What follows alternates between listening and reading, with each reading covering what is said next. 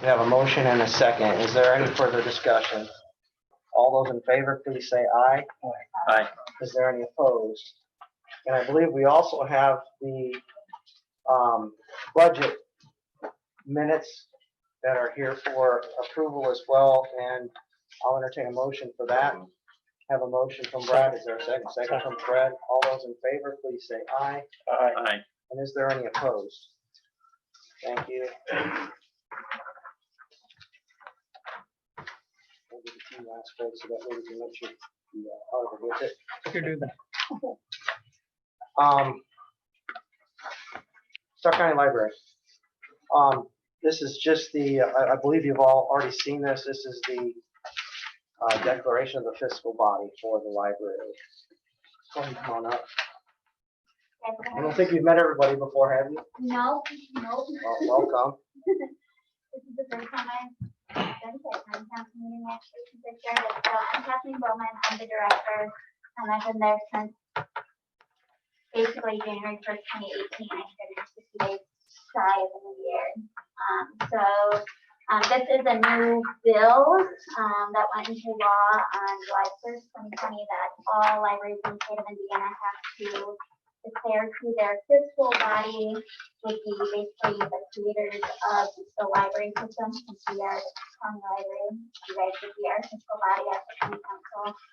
Basically, if we ever went into finding review for our budget that is set by the DLCF, it would come to you guys for approval.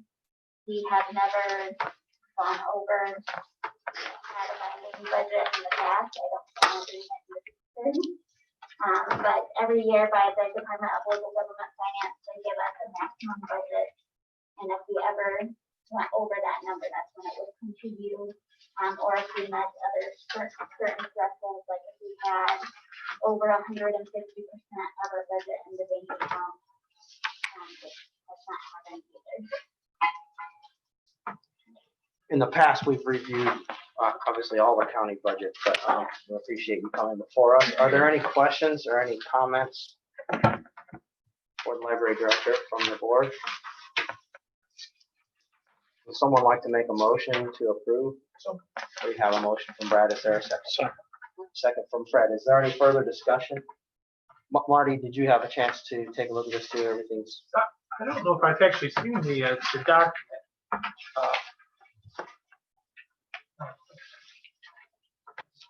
Seems pretty straightforward, but Yeah, so it came out of last year, there was a new law that went into effect 1542, and then it had to go into another calendar year, basically, because the LGF can't enforce it. So this is the. Yeah, I'm aware of that. I was aware of that. Yeah. This looks good. Yeah.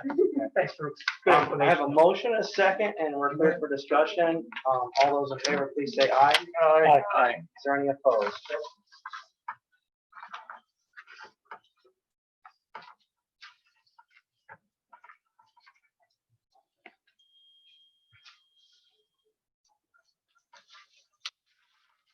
You need to photocopy this?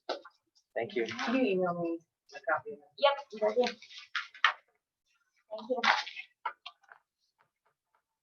Clerk, These minutes from January of 2019 when she increased her fill money then, just so you can kind of review and see how you guys did it. and does this have anything to do with the changes that you made in staff? Or what's going on? Not really. The part-time person that I have that I share with the judge, she is full speed ahead in my office, so this is giving her a tool so she can accept payments, and not only in child support, but in Odyssey as well. So basically, by you adding her, you just need All to I fill her need is, desk, so, yes, it's changed. so my she can do calendar. everything. Yes. How's that going? You see more people using InSKU, or do we still have a lot of people wanting to pay in person? That just boggles my mind on why people want to come in and pay in person. Well, we don't have, since we're collecting credit cards now, and we don't have as much cash transactions, but we still do have quite a few. Because child support, if they don't have the exact change, then we have to make them change, but Child support, the only way you can still pay child support in the office is money order or cash. And I do know that some clerk's offices require exact change, though. I've seen that in some counties. Have you considered that? Just curious. No, because my office is too much to help the public. I'm not going Well, to I hinder. don't see how asking for that change is hurting the public, but I understand. Is there any further questions or discussions about this? I'll pass this down if anybody wanted to see that first, if that moves you in some way. So instead of $250 total in my office, it's gonna go up to $300 for everybody to have change. And everybody signs a paper saying that if I give them a spot check, they have to produce their $50, and if it's ever short, they have to reimburse whatever shortage there is. Make a motion, we approve the raising the till money in the clerk's office from $250 to $300. We have a motion and a second. Is there any further discussion? All those in favor, please say aye. Aye. And is there any opposed? Thank you, One Bernadette. last thing I thought I would bring up to you guys. I got on Indiana Election Division's website today, and our election plan, or our vote center plan has been approved. We are a vote center county now, Awesome. so And so what's the update on the training then for the electronic devices? Is that coming? for the That's e-poll this books. fall still. Yes, the No Eat has to provide training not only for me and my staff, but also for the first round of the poll. That's not gonna be slowed down by COVID. Right, okay, good. That's, We might have to break The it other up in a piece. few different settings, but it Okay. still will get done. And it will not be virtual, it will be hands-on okay. and here. And then, so the workers, then that'll be also assisted by them, or will it just be done by your staff as far as understanding how to use all those when it comes time for the election? Well, they get training from No Eat and the poll workers do. Right, And so then it does come from knowing. Yes. Okay, they will train me and my staff as well as the poll workers good, okay, awesome. in the early votes. Thank you. That's great news. Anything else? Thank you guys. And I believe Jay's here to follow up on our meeting from last month too. And Jay, just to give you some background of that again, is that when we had established, just for the public's knowledge, the reason why we asked for that is we had established that if we were going to create the EMA director as a full-time job, then it was the understanding of the commissioners at that time, the council at that time, that, and it's been also, continued through the current, administrations, that the EMA director role would pay for itself through grants that would benefit the county. And particularly grants that, where the county would actually have to outlay that cash, not just, we got a $250,000 generator by itself. Certain funds came in that, freed up money from county general, so that's why we asked for a review. I was at the EMA advisory board meeting there, and I already reviewed this, so. Sorry. Make sure you do. I did know, but Okay, I made sure it was clear. I had to take my daughter to the doctor. It wasn't- The EMA part, the LED was. I also just let you know there's 2 more grants that are going in Wednesday. Okay, do you want to walk everybody through this just quickly and then we'll move on, just so everybody knows what they're seeing? That might help just to give them some idea of what's. Basically, Summarize. these are the grants I have done since I have been here. You will see what we awarded, what the balance is from what was spent. And then in your notes and action items, you'll see what I have gotten, what I haven't gotten, where it stands, and if it was none. And as you can see on the 2020, I actually have put in for 18 for the salary, with our responses. Our foundation grant, I actually had to hand some back because with COVID, I couldn't get everything spent because it was actually for respirators. And them things went like hotcakes. I did put in for the SHSP. This year it was strictly for technology. Strictly for technology since my argument is over. So as you can see, I put that in on 3/12/2020 for like $91,881. our Edward Memorial Grant, the reason it was denied is that's when we found out we had to renew our DUNS number every year. So that's how we found out, since it was an expired DUNS number, that's why they denied it. But we have that fixed. And then, our hazardous material, I, put in for $399 because nobody could figure out what they wanted to spend it on. The reason it was ganned back in 2019, you will see we had to gan back $10,000 because we couldn't get it spent. We had basically set aside money for exercise and training. Unfortunately, the instructor did everything for free and our materials were rotated through. So that did not help me spending that money. I do not like handing money back, just let you guys know. The FEMA grant that we have going on right now, it is standing at $41,812.07. I'm waiting for the overtime from the sheriff's department to go into that kitty. So that will probably go up. Now for the 2021, it's actually in the following year cycle for this grant. So as you'll see, I did 2 foundation grants because I actually contacted them. Since I am EMA and I can blanket the county, I can actually write for different departments. So one department I ran wrote for fire, one for IT. And that's why there's 2 different ones. Oh, I'm sorry, not fire. It was for the police department, so the thermal imaging camp. Not only can they use them in their foot pursuit, but they can also use for body temperatures and stuff like that. So they actually serve a double purpose. The iPad is actually for, sorry, keeps going in my Apple. The iPad is actually for Richard, so he can actually remote into the CAD system no matter where he's at, or a radio system, so he can see anything immediately, which is a lot easier for him to do it on an iPad versus pulling out a laptop whenever he's at and trying to get Wi-Fi. Well, we had Surface Pros that we owned that were able to do that. I don't have any. We don't have any Surface, we don't The have any iPads Surface are more Pros. cost effective. Pros. No, I just thought we bought Surface Pros in the past. Yeah, Joe got some Surface Pros, and I think they went to the EMS department. Oh, okay. If memory serves me correct, I could be wrong about that. I remember those were older Pros. Travis said he is too. Okay. Do you use them? Yeah, Mary Lynn was using them, especially during the COVID shutdown at home, and I had one for the schedule at home as well. That's where our team used.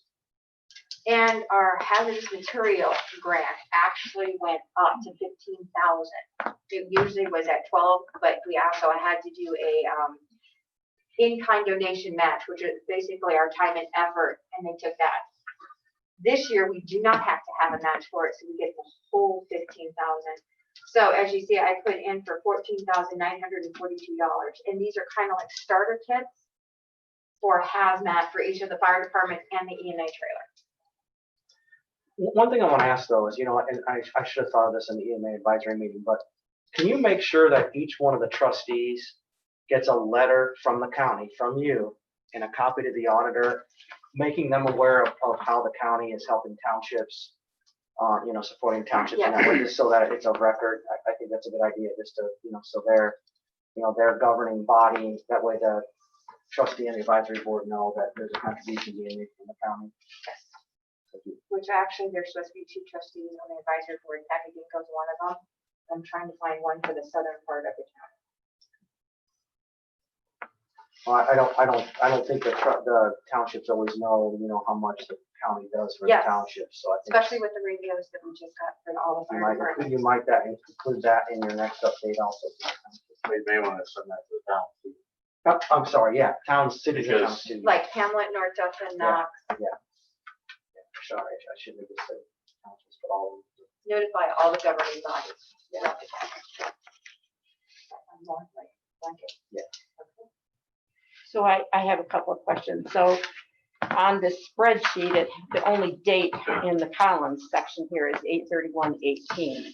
So it's a little difficult for me to figure out what these other dates are. So The award letters. well, it says award amount, but what Yeah. it'd be easier is if you put another column there, amount requested and amount awarded, I so can do you that. can see. And it appears that in 2020, we've only been awarded 2,905 for IDHS Foundation grant and $399 for a hazardous material. Yes, and I have more grants that I'm dropping down. Wednesday, I got 2 more grants I'll be putting in for. But you've not received anything for them. No, I have not received the word. What about the emergency management for performance grant, the salary reimbursement, For 2,000? 2020? Yes, that is in. They are, they've actually extended the line of getting it in for the other, I think it was like the 14th, so 14th of what?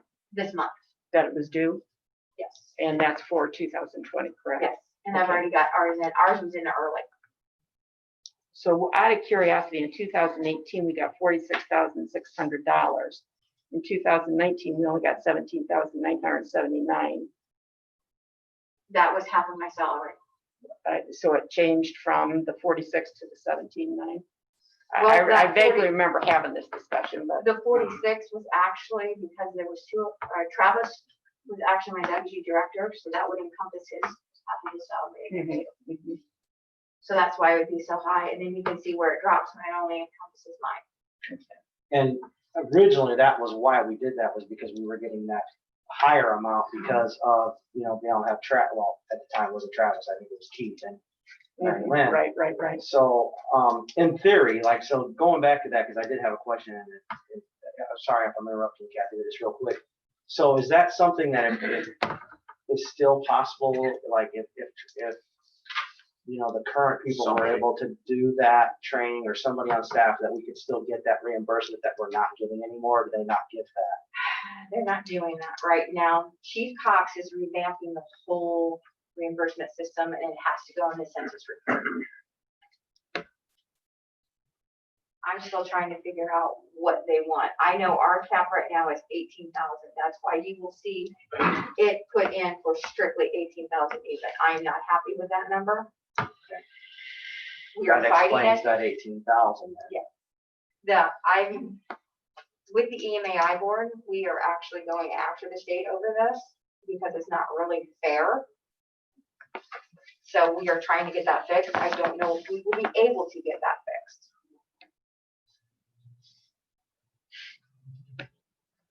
It's something that we're gonna have to keep an eye on, because again, we made that commitment originally that we were gonna take in that amount of money, and so 20 is gonna be a year where we really need to look at that, because 21 obviously is gonna be thinner, and 22 is gonna be thinner than 21, so. So Budget-wise. this FEMA grant, you have not yet submitted that because you're waiting for the overtime, or you I'm waiting for the submitted? sheriff's overtime to Okay. put in there. So when is the deadline for that? They keep extending the deadline Okay. because more and more counties are putting in, so I'm waiting for the sheriff's department to give me their overtime. Okay. Because we have to meet a certain amount, I think it's like 3,300 that we have to meet. Well, what, do you have overtime from the other departments that, like? Yes, that EM? would be the 41. That's the 41, that's what it is, it's all overtime. Yes, ma'am. Is it true though that the FEMA grant also covers some technology also, or is it just staffing? Right now, it's PPE and the Okay, overtime okay. for. So you're getting some PPE from, you're putting in PPE from FEMA also? I would or actually for the have to have departments? PPE that we have bought to turn in receipts to get reimbursed for it, which nobody's giving me that, so. Which, as Rachel knows, it was sent out to them.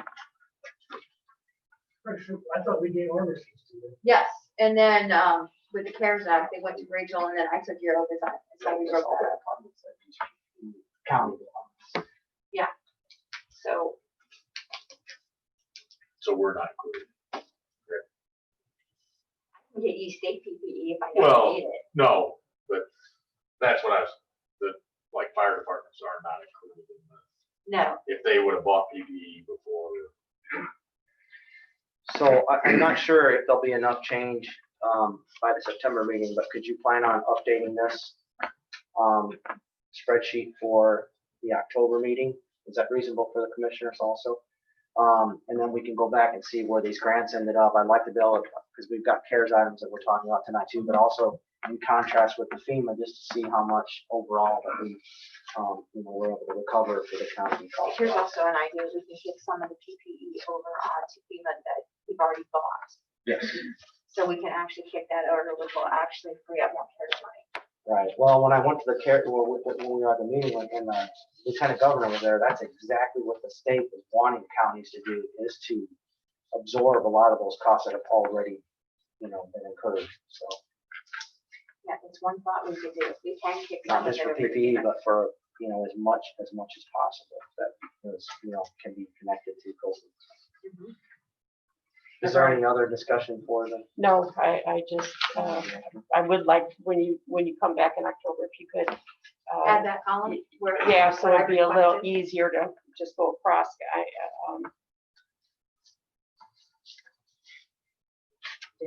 I've already submitted for reimbursement for PPE that was already purchased. On Under CARES or on yeah, FEMA? Under CARES. Okay, So it's done. is that including EMS and the sheriff's department? Yep.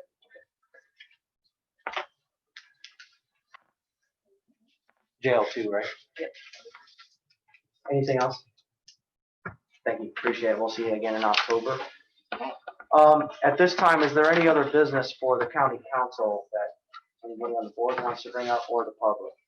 Yes, sir. Can you state your name, please, for the record? I'd rather not for security reasons. Is that okay? I'll use my initials, BP. It's up to you. Can you at least tell us are you a resident of Stark County? Okay, what would you like to address us about? I want to highly recommend and praise the work that Randy Johnson is doing on behalf of us vets. I've had a case with the vets for 56 years and was denied. I entered the Coast Guard when I was 18 and got sick. And was denied, as I said, for 56 years. Mark Gurley and I hooked up. I moved here to start. And he helped me a lot. And then he left and Randy over. And Randy has done an incredible job. I now have 100% disability. And I recently, on his request, met with Senator Braun's representative here in this room about 2 weeks ago. And she assured me that he was going to take my case up further with the VA. They owe me 52 years of 100% pay. But without Randy's constant work, I wouldn't be where I am today. Well, first of all, thank you for your service and thank you for your feedback. I feel like he does a good job, giving us his reports. And I've heard other happy consumers. Well, I wanted to come and tell you folks, he's a good employee for this county. Thank you. We appreciate that. And that's, Well, good luck with your case. Thank you. okay. Is there anyone else? Don't adjourn. I'm not going to adjourn, but at this time, I'm going to pass the gavel to the commissioners to continue with the list. Well, Rachel asked how we wanted to handle this, and because of the potential, this is a reimbursable grant, the way I understand it. And because of the potential for us to have to spend the money and then possibly not be reimbursed, which would force us to come back to the council to ask for a mechanism to pay for these things that they're requesting today, we felt it should be a joint discussion. So we'll start first with the auditor. As we discussed last month, Stark County has been allotted $744,000 from the Coronavirus Relief Fund Program for COVID-19 eligible expenses. To date, departments as well as the meal program has used approximately $80,000.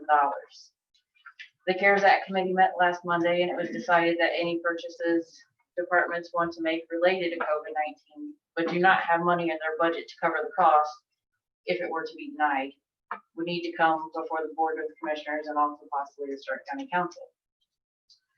A week ago, I began email correspondence with the Indiana Finance Authority about covering the cost of new cots for Stark County EMS.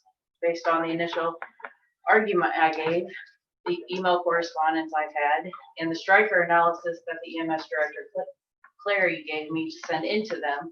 They have approved the purchase of new cots in the amount of $83,000.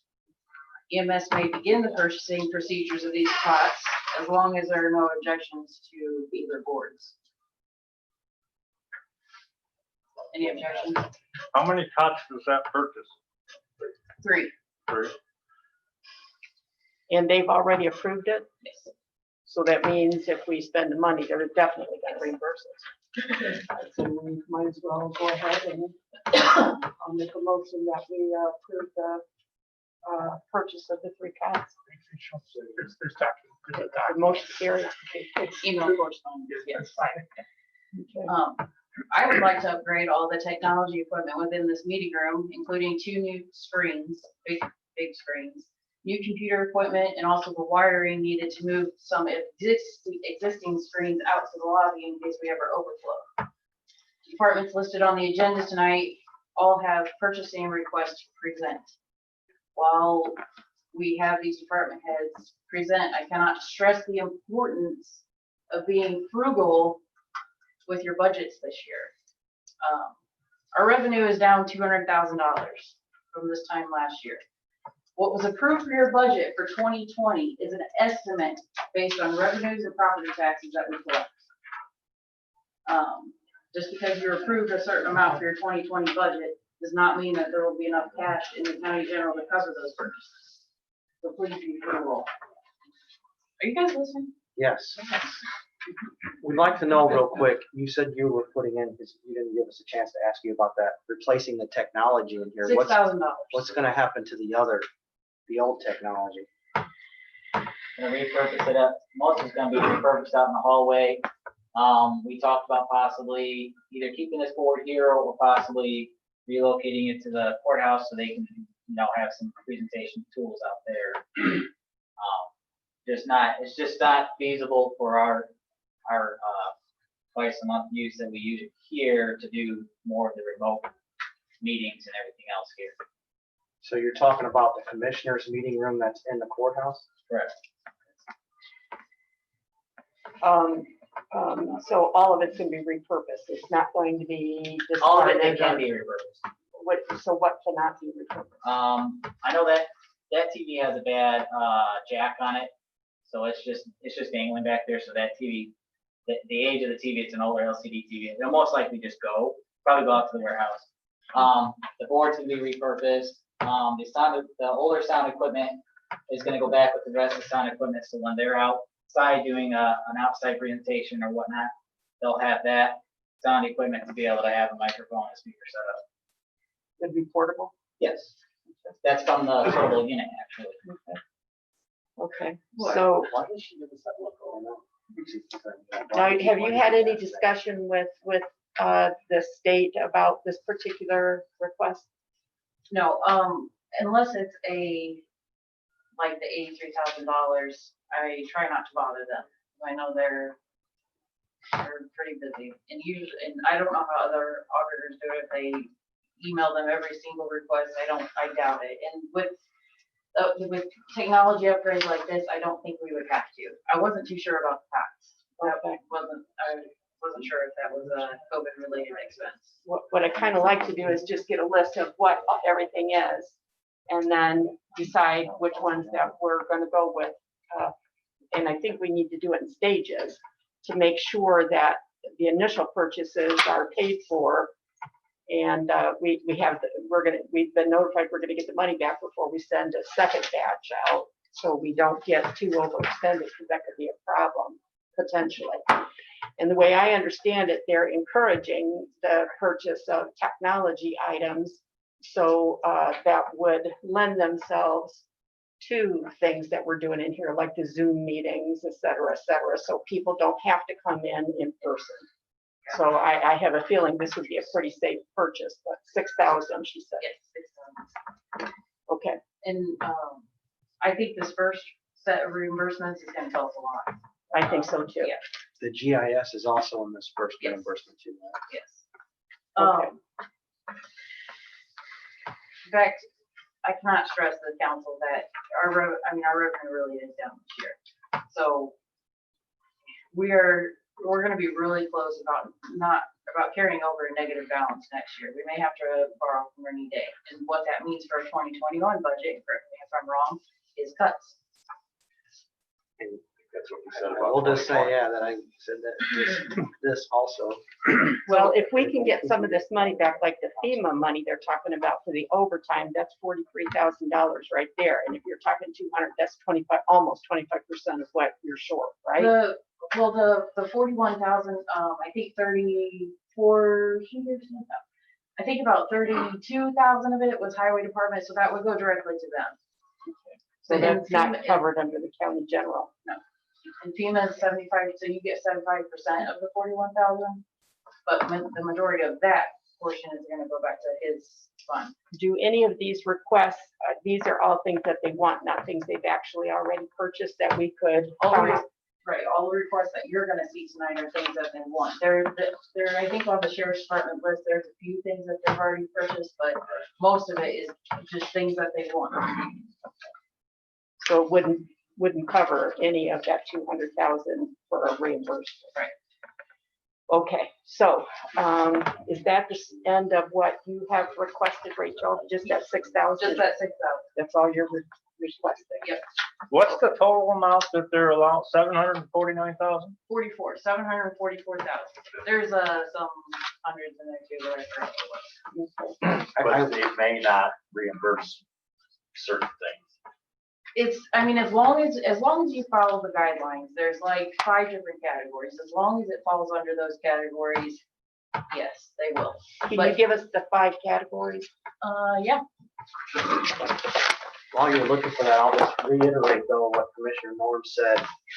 When the Lieutenant Governor was very clear about that, was for budget relief, try to pay for things that you've already, spending also, not just spending it on wish list items. Yeah, I almost very wish clear that about they that. would have given us a list of what they've already purchased that they would like to get reimbursement for first, and tried that right off the bat.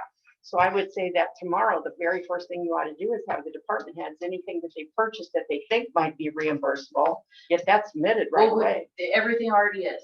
And that's a part of, so the food delivery is probably about 35,000. So we're gonna be reimbursed, if everything goes through, about $45,000 they submitted for reimbursement. Now, the food delivery though wasn't paid for out of county general. No. That was paid for from Directly out of that fund. the fund that, from Oprah or from From there's the a, NICF. no, right now it's just being paid for out of the grant fund for this COVID. So basically that fund's in a negative until we get the reimbursement, and then it goes back.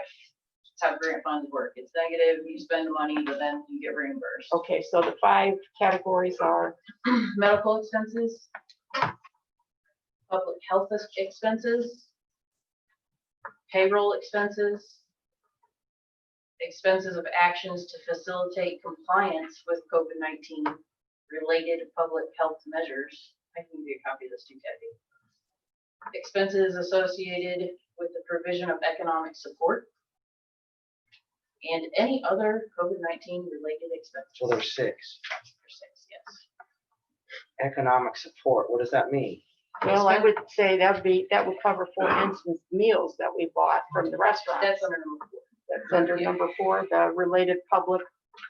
I'm guessing that would be like if we gave people money Yes. because If you they- gave small businesses money, Which Okay, we did not. Or companies book rent? yes. Yeah, I can start. Yeah, I figured it was those 2, that's why I asked, because other counties have done that actually. We didn't have enough money to do that though. Well, we kept the small business going with our meal delivery too, though. I mean, we may have well not loaned them money or give them the money, but we did in a way give them business. There were several of them that said they would have had to close if it wouldn't have been for There's us a lot of buying other food businesses from that them. were affected as well. Yeah, I'm not adverse to the way we handle it for sure. I mean, I didn't hear of any businesses closing, because of COVID.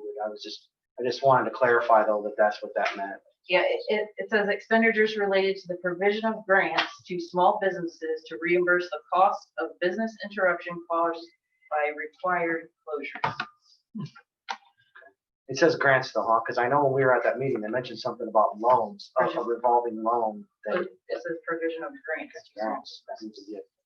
What was 6 again?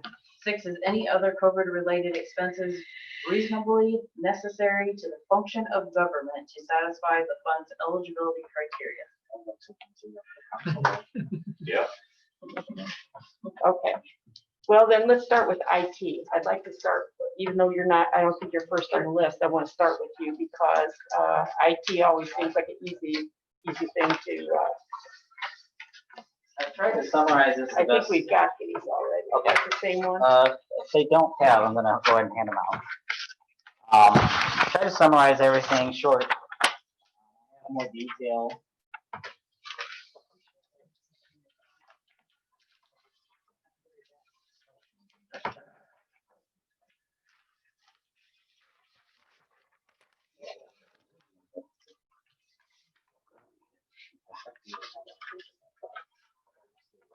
So a lot of this I was able to come up with the consulting company that we've been working with for other avenues of upgrades for the county. All of this can be applied towards working remotely. Everything that, all of this plays a role in how everybody, all the offices are able to work remotely from home. Majority of this upgrade has to do with the storage array infrastructure. We are still running pretty tight on that, and I wanted to take advantage of this funding to get majority of the technology upgrades taken care of. That we could be spending over the course of the next few years, or we could possibly get it funded through this COVID relief. That includes the cloud storage too? For just, you mean for what we're paying for cloud storage now? I can probably put this year on it, yes. Right, I mean, that's pretty substantial, Yeah. isn't it? And it's gonna give us room to grow. More and more people are working remotely. We've had, just since COVID relief, we've had over 20 laptops added within our infrastructure for people to work remotely from home. I would say about 75% of our counties working has the ability to work from home and been doing work from home. So, Any of those laptops purchased this year? yes, Can those get reimbursed then? yes, and some of Are them they are, on here? some of them are already putting in for their reimbursement. Oh, okay. Because so the I deal individual with them at departments are. a department level, Okay. so. But you're gonna they- follow up to make sure all those laptops are, I would say majority of them have already put in for them, have already done that reimbursement this year, so. Those have not been purchased yet. That's her wish list. There have been, That's not counting the ones that were already No. purchased. Because those need to be on there. everything that you have in front of you is kind of their wish list. This is the department's wish list. Everything that has already been put in for reimbursements, about $80,000, and That's that's counting those laptops. some of the department laptops, not what's on your, Right, the ones that we already have. yes, the You've one that already he's put talking in. about. And some of them were That's in your purchased with 80,000. other grants within those departments also. So those departments may have purchased some of those laptops with another grant that they've gotten for other things like community corrections, probation, and what have you. But I'm just giving you an idea of, the infrastructure of everybody working remotely now is increased quite a bit. And now there's more and more demand for people wanting to store all their documents digitally so they can access them at home. So that's the big push. He's starting to really climb up there. Do you know what that storage they was talking about, what that cost? That cloud storage, we spend $9,000 a year for our cloud retention. That's our cloud retention for our county servers. So if anything were to ever happen, if there was a fire, what have you, we would be able to get all of our servers and all of our data back. So we need to add that to this. we need to. I mean, not all counties have cloud storage. I mean, that's a luxury. I mean, that's definitely a big one. I was focused on right now, majority of the stuff I was focused on was hardware. Because that's like one of the bigger ticket items is the hardware. because I don't want to get us engulfed in building up software, and then next year we don't have the same funding. So now I've added, $20,000 worth of bills for yearly bills for software that, that first year was paid for COVID relief funding. Now, now we're having to budget. Well, this is something that we pay for anyways. Right. So we may as well Yeah, I think, take it out of there. I think- We've already paid for it. yeah, I think some of the stuff we can get reimbursed this year. I think I was talking to Rachel briefly about possibly putting in the rest of our internet, because everybody uses the internet remotely. I mean, they use our infrastructure, internet, to access the servers remotely. I did want to ask about that also. MediaCom is still willing to give us the extra 100 meg for an extra $1,200 a year, and I think we can get that covered with the COVID relief also this year. And then next year, because I've already budgeted for next year, I would have to scrounge around and see what I can save next year to put towards that for next year, and then try to budget for 2022. But just For for that clarity, difference. when you told everybody to put this together, were they told only to put a wish list together, or were they told to first make a cut of anything that they've already bought that they could scratch off, that we could relieve our budget? Like, what are we seeing tonight? Are these all gonna be wish lists? That's your, yes, that's. Everybody's all wish submission lists. is a wish. It's a wish So, list. so we don't have the purchases that could potentially be reimbursed. Those are Departments- already submitted. They're already, and that totals 80,000? Yes, That's, So like So- this, that 9,000 that we're talking about for the cloud, that except for that. I didn't think that, I mean, that's already an existing thing that we have. I mean, it's But not you don't really- have to have cloud storage. But for if it. we already have it, we've already had, I mean, we can submit it, it's fine, I'll submit it and see what they say, but I didn't think of that as a COVID-19 related expense. I would submit it. But the yeah, other, I- but the other departments, so if we could they also submit that came on up the with internet. items Yeah. that were already paid for. Hmm. Like everybody, like we're just sitting around just talking like through this. I guess we can go through each one, but this could actually take us all night. But was everybody instructed to go through and, kind of tease through it again to see? Yeah, I got an email as a department head. She emailed us that first, before she emailed us about the, possible. They were told to submit what they've already spent on COVID-19 related expenses. Stuff on that list. And then that part of that so that's the part of the $80,000 that has already been submitted to the Indiana Finance Authority for reimbursement. The list that you have are things that are COVID related to their department that they would like to purchase. They don't have funds in their budget if it doesn't get, if that were, if it was, it wouldn't be approved by the Indiana Finance Authority as a COVID-19 related expense. So the Okay. $80,000 has the potential to come back to the general fund, which will help alleviate that $200,000 shortage. Only about 40,000 of it. Only about 40. Because about 45,000 of it is the meal deliveries, which does not come out of county general. Okay, I see So, what you're saying. and not even that much of it, because I think the highway had 3,000, there was other. But there's some. that There there's is some, that. yes. All right. And in the shortage, the $200,000 shortage, I mean, I foresee that to continue because the EMS revenue is still down because they're just not running as much as they were this time last year. Okay. But the 664,000, the bulk of that's represented by each department with their wish list. What you're saying is they have enough in their budget if these don't get approved. The items they're asking for. they No, can No, buy. that's that's why why- they're here. Yes. That's why I wanted this with you guys, because if we approve this and then for some reason, they decide not to pay for it for whatever reason, which from looking at his stuff, I think they pay for everything on here. I feel pretty I feel like comfortable with that. pretty much anything IT, they said that to me, Yeah. that they were paying for technology. So, but if by some chance they come along and say, dang, you didn't need new computers, we're not giving you this 10,000, then we've already ordered it because it's a reimbursable grant Right. and probably paid for it. Right. And then we're just short $10,000. We Which gotta goes find where against that- what the DLGF says about not buying things until you have the fund. That's a little But frustrating. no, this is a grant, so it's different. It's a reimbursable grant. It's a tricky reimbursable grant, but it's still reimbursable. But if you don't know that you have the money coming in, You don't really have. When they audit us, they get on us No. about grants. No. It's a reimbursable grant. You spend the money out of the grant fund, you put that grant fund in the negative and you get reimbursed. This is a unique, Maybe. this is a unique situation. Usually grants says you're maybe gonna get reimbursed because this is a COVID reimbursable grant. This is a brand new thing. That's all we have about the IT, I think. Is that agreeable with the council? Yes, I would feel pretty comfortable approving this for the first go round. This, all 106,000 that he's asking for.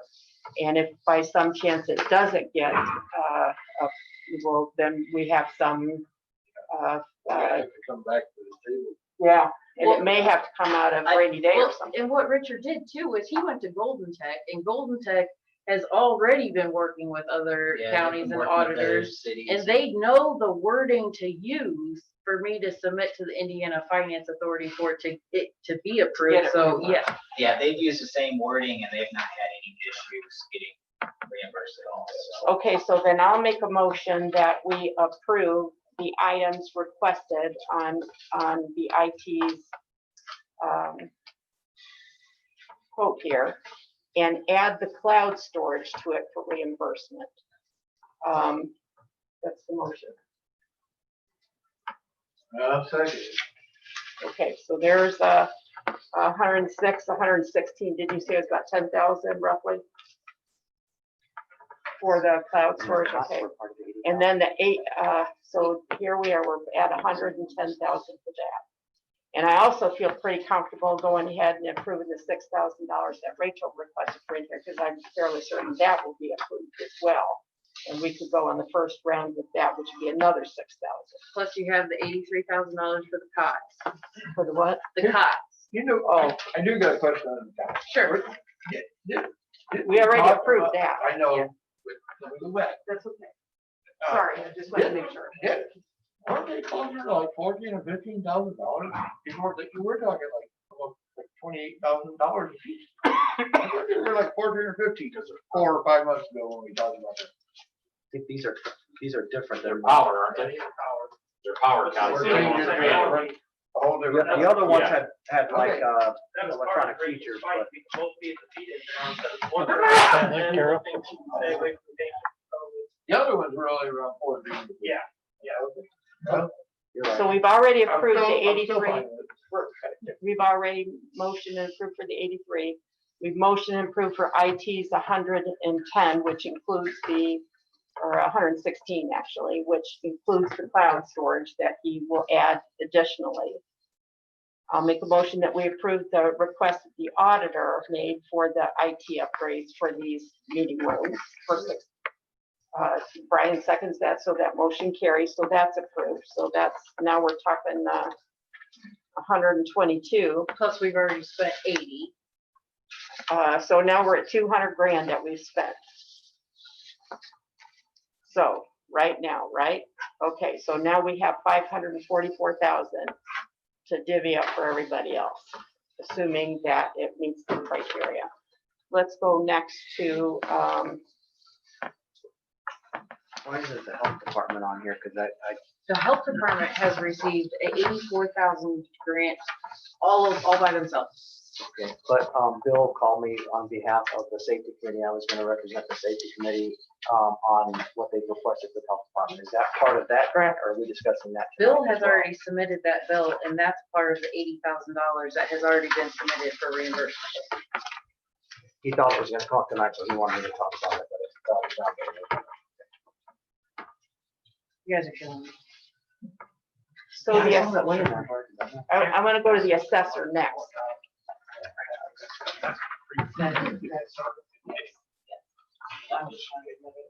Mine up here.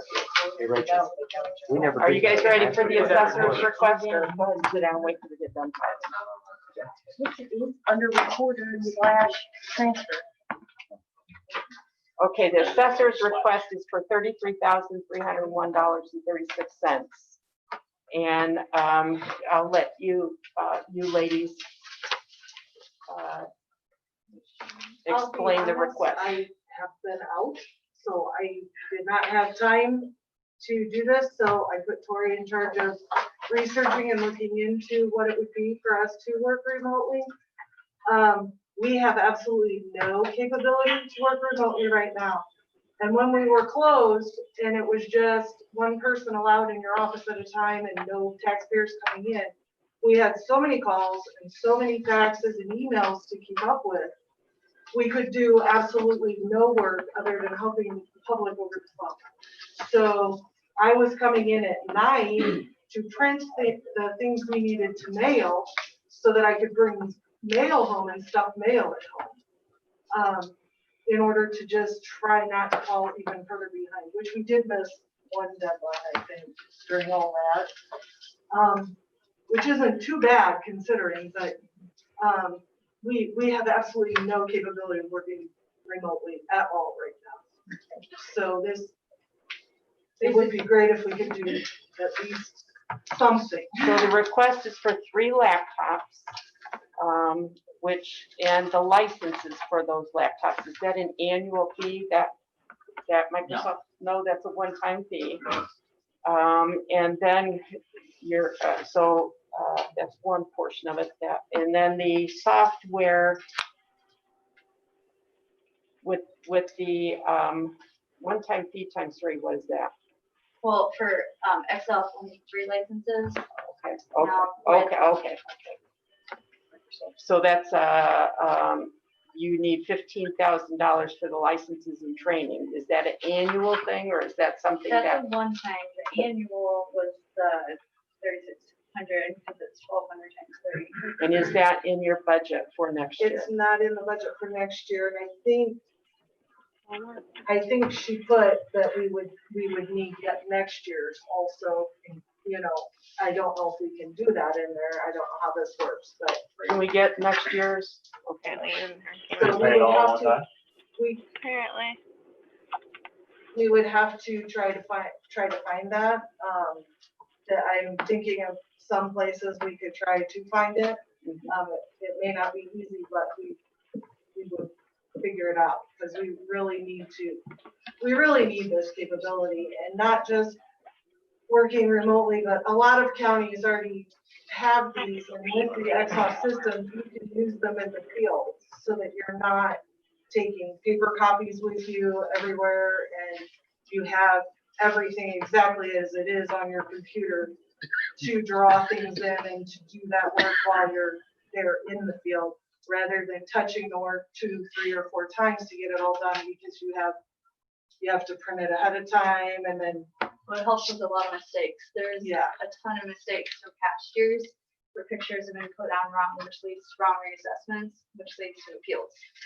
And then when they come in and appeal it, it's our fault. But if we can do everything right in the field, right where we're sitting at their house, we don't have pictures and everything, that wouldn't be the problem. Not to mention, we can still do field work if we happen to close again.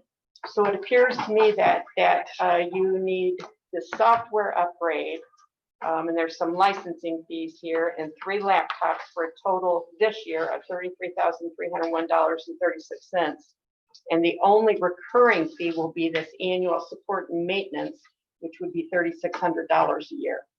Yes. Is that correct? Yes. And you feel that you can go back to your budget and get that $3,600 out of your budget somewhere? I think we can, yes. Well, what do you guys think? Well, I mean, what if you don't get the maintenance? What if we can't do it, Richard? I mean, we don't have to do the maintenance either, right? Like, we don't have to pay The for maintenance. that maintenance fee. Excellent.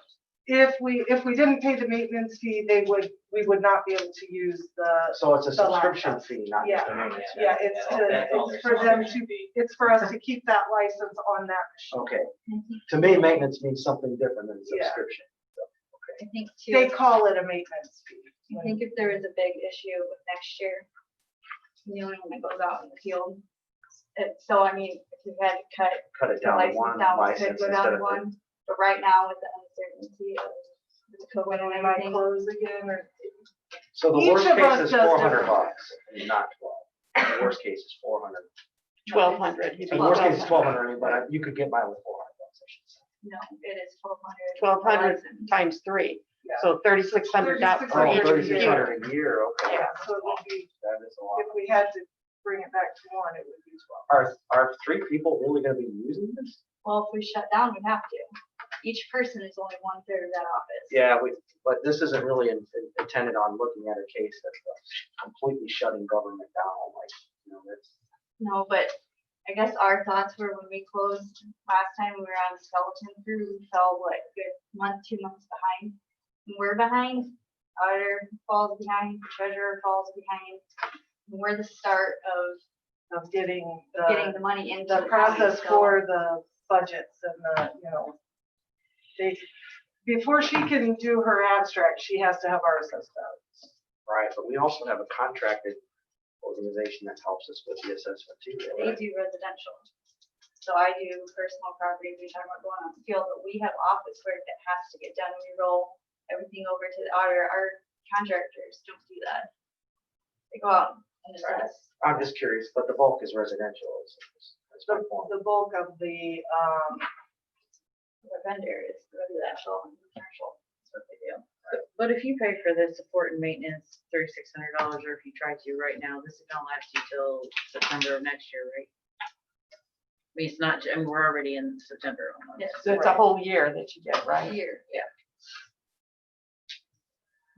Personally, I'd be pretty comfortable doing it with the caveat that if you can't find the $3,600 within the approved budget that you've already got, that they would have to drop back to 1 license.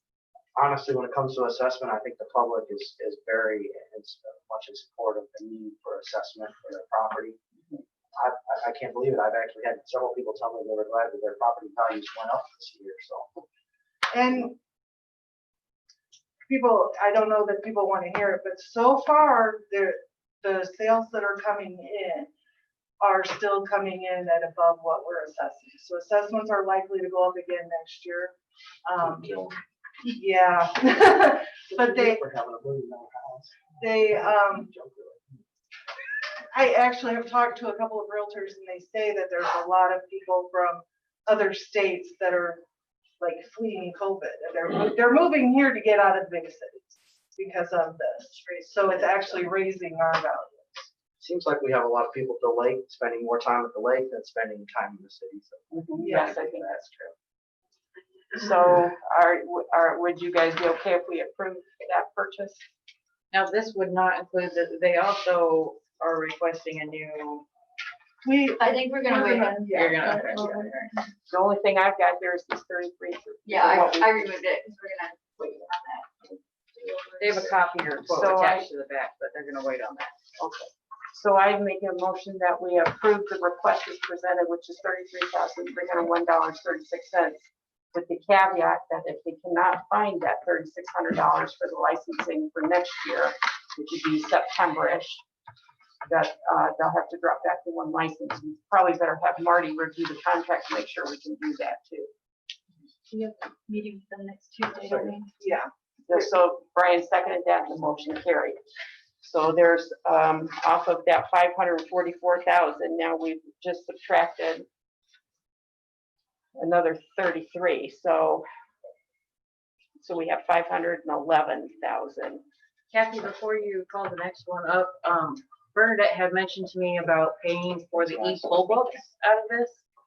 Why do we have to do that? Because I thought somebody was paying for that for us. Well, we're paying out of Cume Cap. Oh. I mean, would you want to pay for this? Yes. Yes. Yeah, Because yeah. I can come up with the handful of Yeah. reasons off the top of my head why we Yep. can use this as COVID related. Yep, So yep. you can minus that out of the Yeah, total. okay, yes. $44,055. $44,055. Okay, so, yes, that'll preserve some of our funds. Well, you know, that you can't. Because we did it in the middle of the year, so it looks like. Okay. You always think. It's like, did you see that light bulb come on all of a sudden? So now we're down to 467,000 roughly.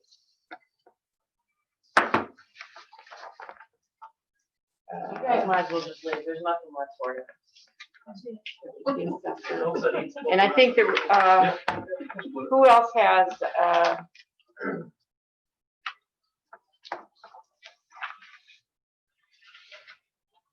So we can already check our surveyor health department. We got sheriff, we got. Yeah, I want to say the big EMS, ticket ones. recorder. Well, now this has been a couple weeks ago, I was talking to the judge and he does need, or back then, I already gave him the go ahead to purchase it because they're Zoom meetings for the rest of the year. Okay, they're not set up correctly to have Zoom meetings, public coming in and having Zoom meetings. So he's already looking into purchasing computer equipment to accommodate for his hearings. Do you know how much that totals? Roughly. You know what? Because I was working, they wanted me to specifically work with them. I didn't have that on my hand. Shoot from the hip. Yeah, Give us shoot the from the head. Yes. Did you say that? Yeah. Did you say that? Oh, yeah. It was about, In or from? I want to say it was about 10,000. At least 10,000. I want to say, but that's. He says he just thinks it'd be figuring about out, 10,000. What quotes I Okay, so All right, so if we set aside 10,000 for the courts, then that leaves us 456, 945 roughly. And is this one from the Fiddler? Is that one she's got? It says $500. Is that it? she's online right now. Mandy, are you online? I am. Can you hear me? Yes, we can. So Okay. can you explain this? The quote I sent earlier, the estimate, that was for CrowdForce, and that is to back index what we already have in the system. They did a scanning project, I think it was in 2016. And so that total approximately would be $9,900. But that's a monthly, and we can curb that. Rachel and I have been back indexing, and so that just kind of depends on how much we also back index. And then I also wanted to do another scanning project, but I have not received a quote on that yet. And So that this is one, all so you're thinking this will be approximately $10,000, correct. and you pay by the month. Is that We just correct? pay for whatever was indexed that month. So That month. we pay as they index it. So you're looking to index 11,000 documents at 90 cents a document. Correct. Which Rachel and I have probably done that in the last year and a half. We've indexed 11 books in the last year and a half. But we found during COVID, we had a lot of calls coming in with them needing a book and page because we're only scanned back to 1983, but we're only indexed back to 1994 now. Okay, And so we had, Go ahead. pardon? Go We ahead. had a lot of searchers coming in or calling in or emailing needing book and page numbers because it's not indexed yet in the system, so they can't find it by name or by property parcel number. And so they would need book and page information. So if it's indexed, then the public or whoever can get in online and find it themselves. They don't have to call you for the information. Is that what you're saying? Yes, that's correct. And most of our searchers do a 50-year search. Some of them still do a 100-year search. So we would like to get scanned back at least to that 50-year mark as well. And you're saying $10,000 will cover that. Not the scanning, just the indexing. So you have to have the I'm scanning sorry, Kathy. and the indexing. I'm waiting on a scanning quote. The last scanning project, I believe, was about $30,000 that they did in 2016. Yes, I remember that. And so in order for people to be able to get in, you have to have the indexing and the scanning for people to get into the system to find what they need. Correct, because right now we're only scanned back to 1983. We would like to get further back so that a searcher could do a 50-year search online. Okay, so when do you anticipate getting the other quote? He was in about a month ago, and I was really hoping to have it for tonight, but they just hadn't gotten it to me. Any day, I'm hoping to have that estimate in. Okay. Well, I don't think we can approve it until we know what the other quote is. So I think we're gonna have to table your request until we get the additional information. Could she give you a ballpark maybe? You could approve up to a certain amount? Like, I mean, can this wait till next month? I mean, Yeah. Oh, okay. Yeah. Well, probably what we might do, since you're aware of it, if you feel comfortable with doing that to a certain amount, then we can approve it at our next meeting, which would be 2 weeks. I think again, my personal opinion, council, please jump in, but something like this is, again, something that affords greater access to the county. If you don't mind, could I ask Mandy a quick question? Yeah, go ahead. Mandy, I've been approached by a couple of appraisers and then now also an investigator. And I didn't know this. Apparently, most other counties have photos included with the deeds. Are you aware of that? Photos of, like real estate photos? Like an aerial photo or like a survey? Actually, apparently they're street side, because my second question was going to be to Rachel about the new GIS we're looking at, if it has a four-sided street level picture. Because it affords some, ease of use for the appraisers then too, which, they obviously spend money in the county for documents. But the other thing is, I talked to an investigator the other day about a pretty substantial collateral loss, and there were no photos that they had available. I thought, wow, if this would have been like other counties, it would have been nice to say, if, I had a $500,000 house here, at least he could substantiate that in his estimation for an insurance company. But I don't know if they're right about that information not being available. I'm on the attorney for the Peterborough, and there's photographs of pretty much every parcel. Maybe they just don't know how to get to them. In other words, when a parcel comes up, when somebody has an issue on the Peterborough, they can pull up the card and look at photos of the property. And a lot of times the layout of the floor plan and all that. So that stuff does it. And usually it's not just one angle too. It's like the front and the side of the place. So Okay, I know that some of this is out there. I A think. four-sided picture. Well, it wouldn't be that probably. I just did that. My grandson bought a house in Judson, and it's 4 sides. It was the whole property, 4 sides. So some of that is out there. I mean, I think, like I say, in most cases with the Peterborough, whenever that comes up, they can show the house at least a couple angles, maybe all 4, and then they also have aerials too. So it may just be not easy to get to. It is the assessor software, yeah. I did speak with the assessors a little bit about that, getting more images from their software.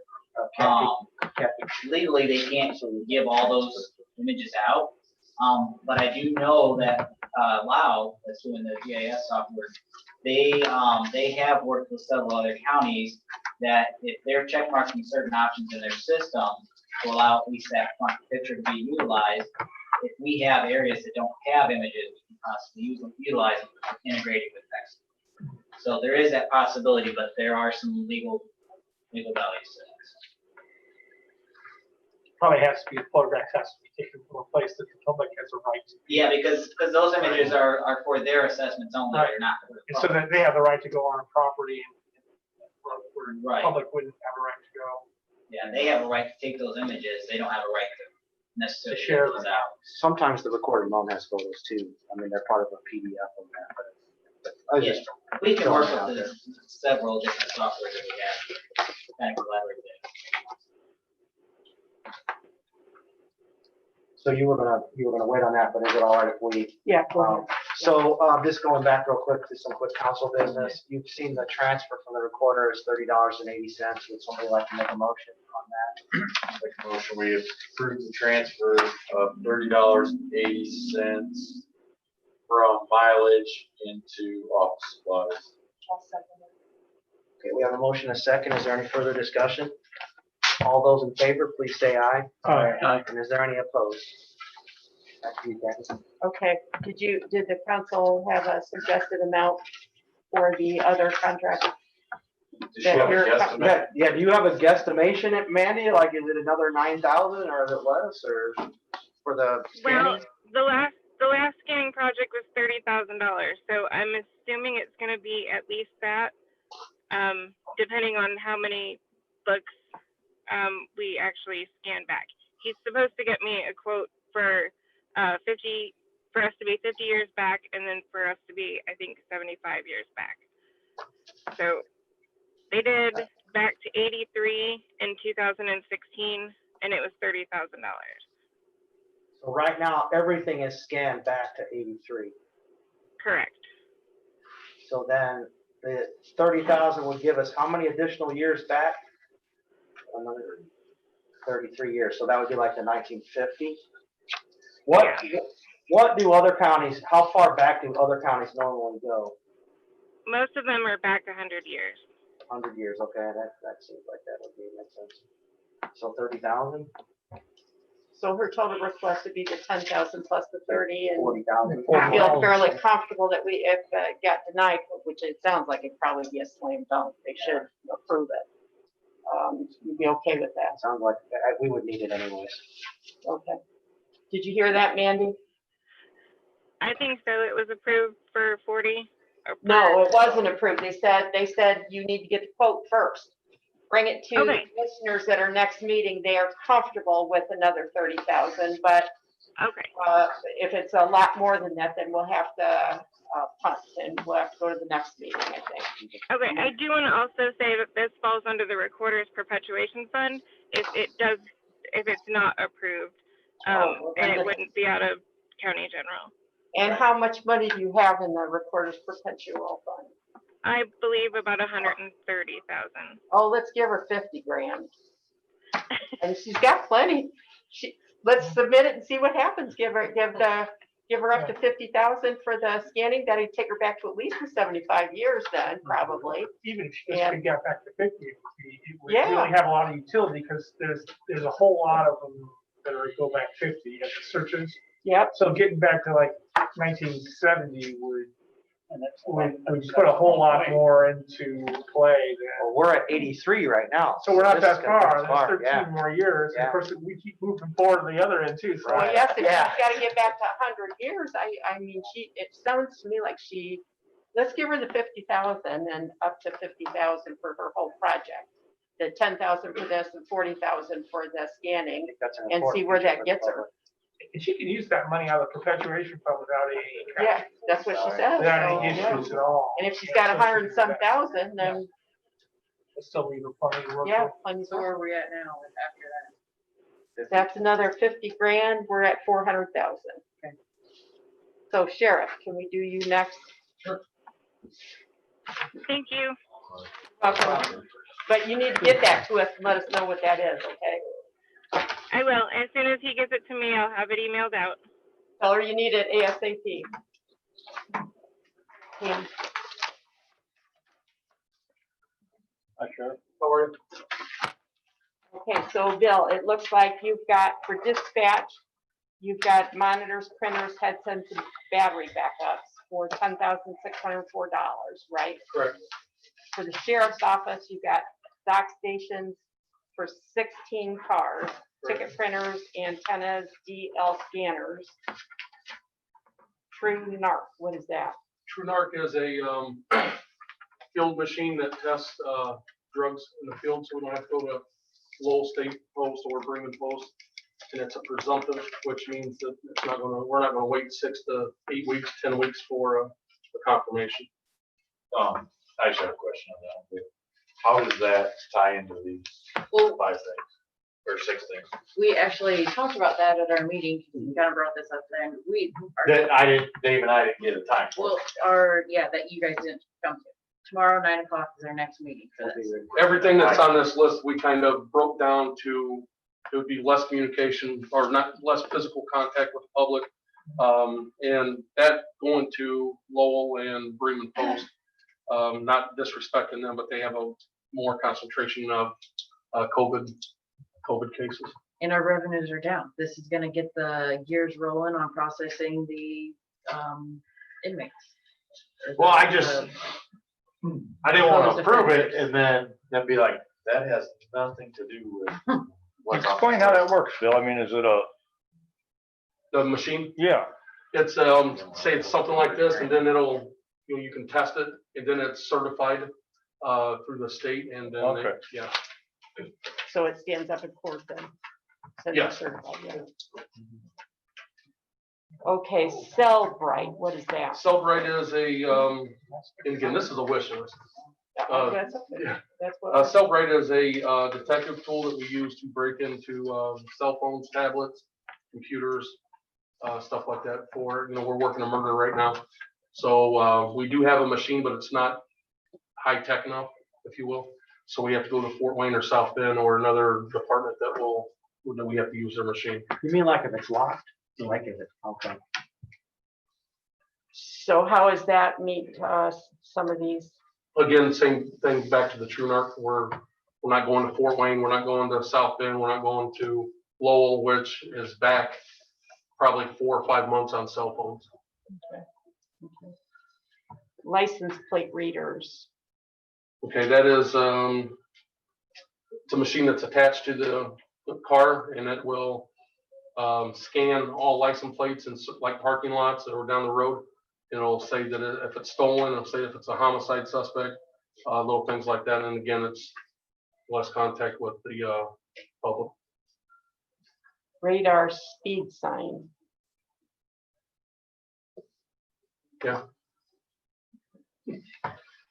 It was a wish list, right? It's a wish list. I was gonna say, how's that? All right, okay, so, We did put in for a grant for that, so, all right, we we're can just take that one right off. Put it in the Because I don't front see yard. how that'd get us with COVID. So. Caliber Pocket Cop, Okay. 13 officers. That would be, it's an app with our new program, the Caliber that you guys approved. And it's an app on officers' phones that they would have access just like a regular computer at the office. Is that a one-time purchase? I'm not for sure. Richard, how? It has an annual fee. Yeah. I think the fee is like a percentage. I think the fee, it's gonna bump theirs up, I think like $1,200 a year for all those licenses. Yeah, So it's gonna be $1,200 a year and they're getting There's 13 13 lots, so it's like $100 a piece, basically, for those. for maintenance, yeah. And how would that, what is that? Working remotely from home, working on their, yeah, you can scan everything with your phone and it would just be a huge asset.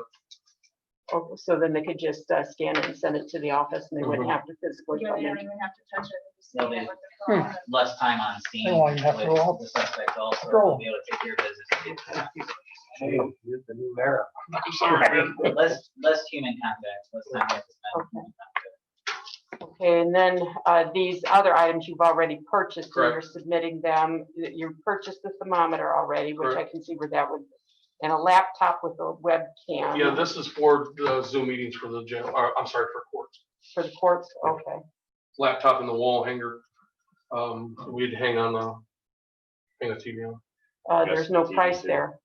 Do what? There's no price. No price for the laptop. The laptop is $725.98. It's free. Oh, what is the 40-inch TV? I have that. Hold on, I have it.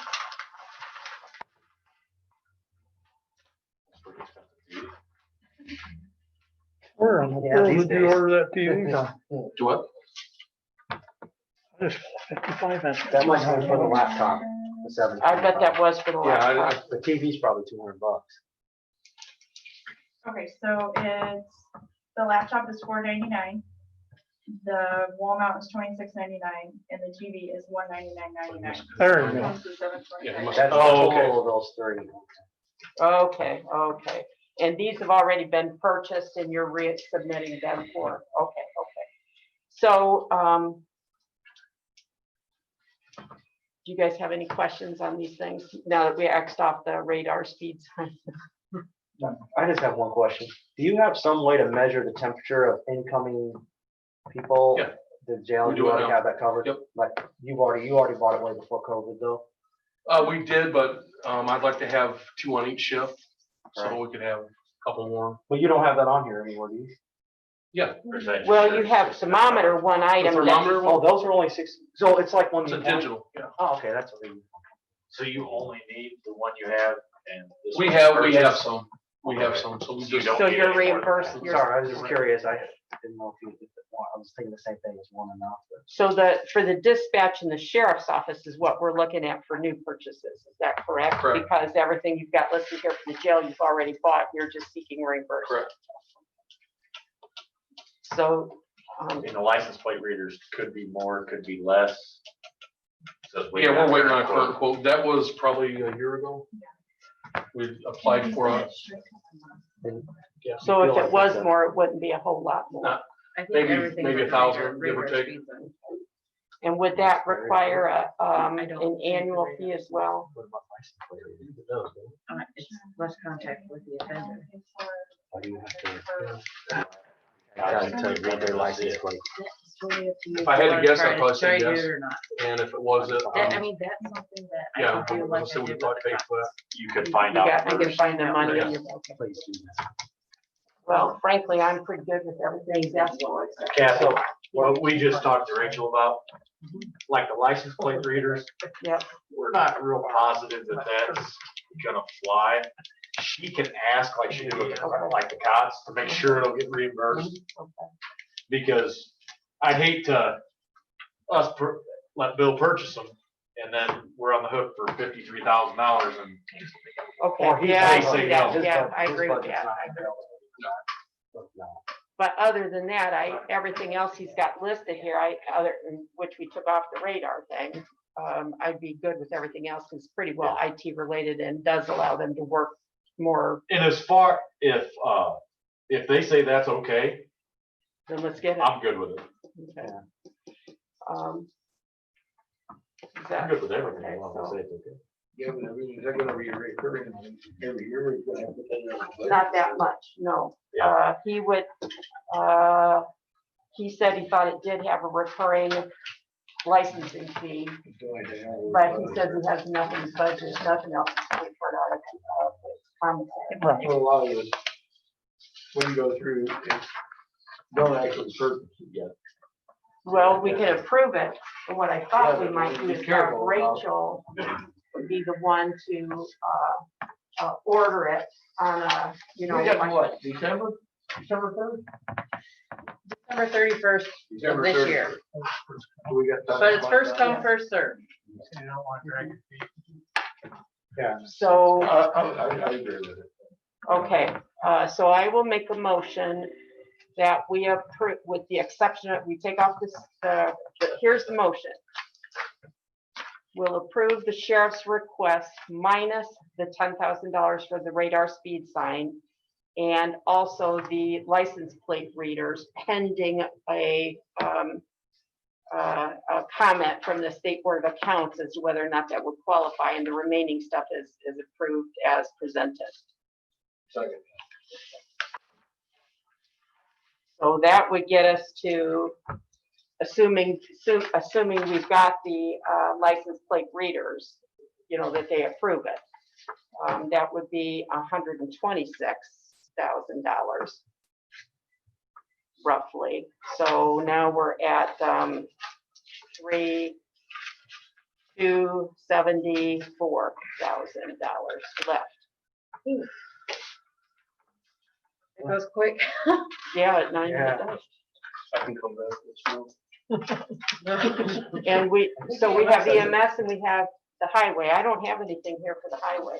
I have the report. You Thanks, do, sir. you have Thank what? Appreciate it. Thank you. Kathy, if it's all right with the commissioners and also the council, I was asked to go to the meeting for the homeless shelter. I'm gonna pass the gavel, our gavel to Brad, if that's all right with everyone, and I'm going to attend that. I think I've already communicated my feelings on the EMS one. I haven't seen the highway, but I did have some insight from them before though about some of it, so thanks, everybody. Okay, okay, so Travis, So you guys have a copy already? I've got yours, yes.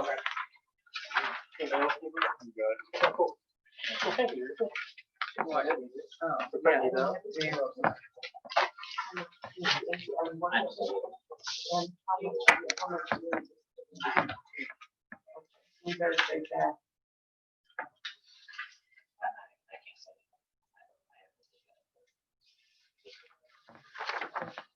Okay, Travis. So you guys all have the list in front of you. I tried to break it down as easily as I could. Desktop computers, we're looking to replace our very aging ones that are 3 bases and then 2 for, one for myself and 1 for Nancy in the billing office. We were able to upgrade Mary Lynn later, what did we do? Last year, yes. And then the next line item, you'll see the Microsoft licenses for those desktops, which again is a one-time fee for Microsoft Word, Excel, those things. Then we need to update all of our printers, scanner, and fax machines. 4 of those. We need 1 more for the office, and again 3 for the 3 bases. Laptops, we're looking at upgrading those as well with brackets, consoles, and antennas for the hotspots as well. Which why we need hotspots is again we do a lot of transmitting to the hospital. Whether it's a 12 lead EKG, we're coming into LaPorte Hospital, the cardiologist can take a look at that and decide again what artery he's going into the heart, different things like that. It's really a nice option to have and it saves some lives, saves some time. So the other thing you'll see is a Hamilton T ventilator. We're looking to upgrade our ventilator as well. As you remember, a few years ago when I first became director, we started taking the ventilator and BiPAP transfers. The current ventilator we have does not have a very nice BiPAP feature, and it's kind of a starter vent. And now that our crews have gotten used to that, we'd like to upgrade to the Hamilton T, which is a great ventilator, obviously directly related to COVID. And then you'll see the ambulance down there. I'm not sure. We did check into that more today, and we found that some counties are actually putting in. This is a great time, I think, that won't take any money out of the general fund. So that's a bottom dollar ambulance. That's a remount ambulance. That'll be done at the end of this month or first part of September. And then you'll see the portable air cleaners with the UV lighting. Those are for our bases. You'll notice there's 3 of them there. They run about $700 a piece. So what it is, it's an air purifier that has a UV lighting in it that kills any viruses, bacteria in the air. So our crews coming into the stations and circulate that air through and kind of clean that for us. I was also checking into UVC lighting for our ambulances to help sterilize them. Obviously, we do gross decon. We have a new spray that we just use a standard weed sprayer for. But I was looking into UV lighting for that to mount in the ambulance. However, nobody around here yet is installing those. So I did not place that on there. You can get other UVC machines that run about $500 to $1,000 that you can set in the back of the ambulance and turn on, and it'll reflect off and kill any bacteria or viruses after we've gross deconned with wipes or any sprays that we use. And UVC it's perfectly fine with our monitors, our other equipment in the ambulance, and specifically the medications. It does not harm that. But again, that's not added on here. That's something that I was unable to really find a good quote for. Well, right off the bat, the ambulance, I'd rather have Rachel check with the state board of accounts, see if that's something that would be reimbursed, because I have a feeling that we'd be hard pressed to get that approved.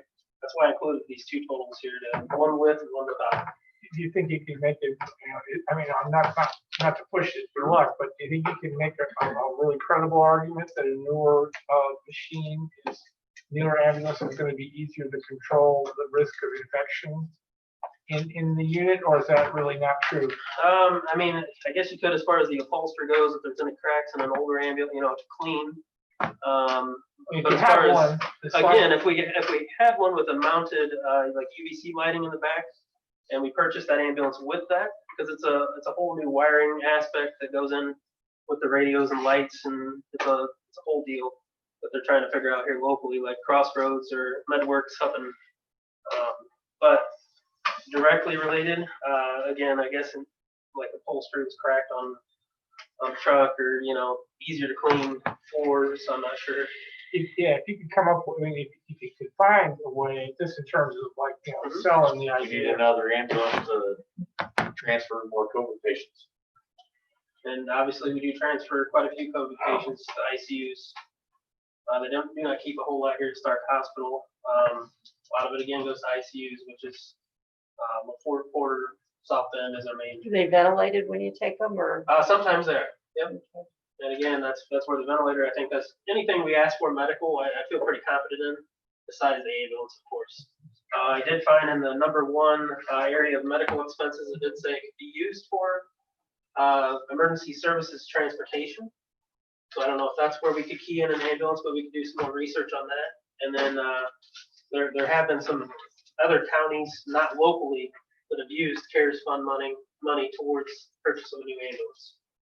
Again, it's a big price. I figure this is a once in a lifetime opportunity to use funds like this instead of out of the general fund, say next year. Well, we don't pay for ambulances out of the general fund, just so you know. Okay, We pay for them out of, that's a large capital expense either way. so, but I would still feel better about a request to the State Board of Accounts before we approve something like that.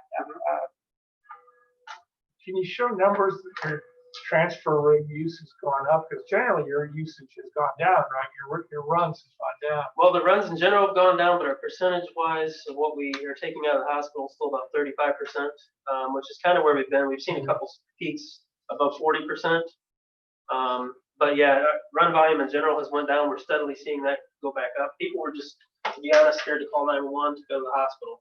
We're seeing hospitals that I are think really that's very true. I've heard that. Oh, it is. And I think we've had seen some people that have actually died from being too afraid to call the ambulance or go to the hospital. And sadly, I don't like to say that in the public, but our seen death rate went up quite a bit during this time. People, that would normally call for their chest pain were scared. People that would normally call for, bloody stools for 3 days were scared. They didn't call. Fortunately, people are understanding now a little bit more about the virus and getting their problems treated. I think that's very true. So This AirHawk portable air cleaner is for inside the ambulance. No, the those are bases. for the bases, yes. And why do we, out of curiosity, we're not buying them for each office here, so Right. why would we buy them? Obviously, we're in direct contact with positive COVID patients all the time. So when they come back to the bases, anything they have droplet wise, because we do not require our crews unless we're in close contact with, because they work 24-hour shifts. Right. So they're not required if they're by themselves, settled, they do not have to wear a mask. So if their droplets get out, it can be purified basically through this. Again, they're about $700 a piece for the 3 bases, $2,085. So I just thought it was another nice feature to help protect our crews and ultimately protect our patients. Are they proven to be effective against the COVID virus? All it said on the flyer that I received was it kills bacteria and viruses that are airborne. So again, it travels to UV lighting in the filter. So.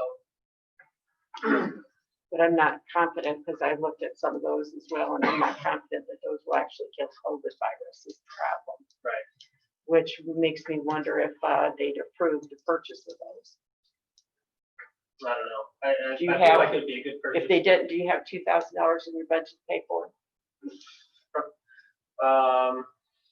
Probably not. I wouldn't feel comfortable saying that. Well, how does the council feel? Because I do question whether or not they would pay for that simply because It's not proven. yes. Right. And I wish I could find, I don't think I brought that flyer in here with me. But yes. They have time till December 31st. Yeah.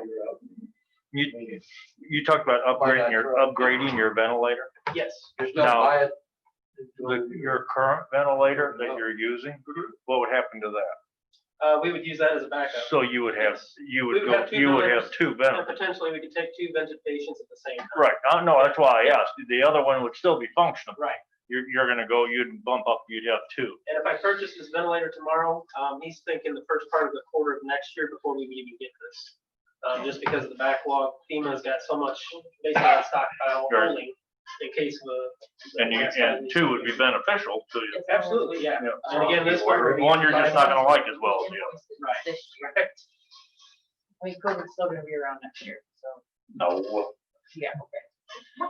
What? Now, don't tell me you think it's gonna disappear when the election comes. I'm not saying a word. Exactly. I'm not saying a word, but I wouldn't be surprised. So that's my wish. Okay, so, I lost my train of thought there. Huh.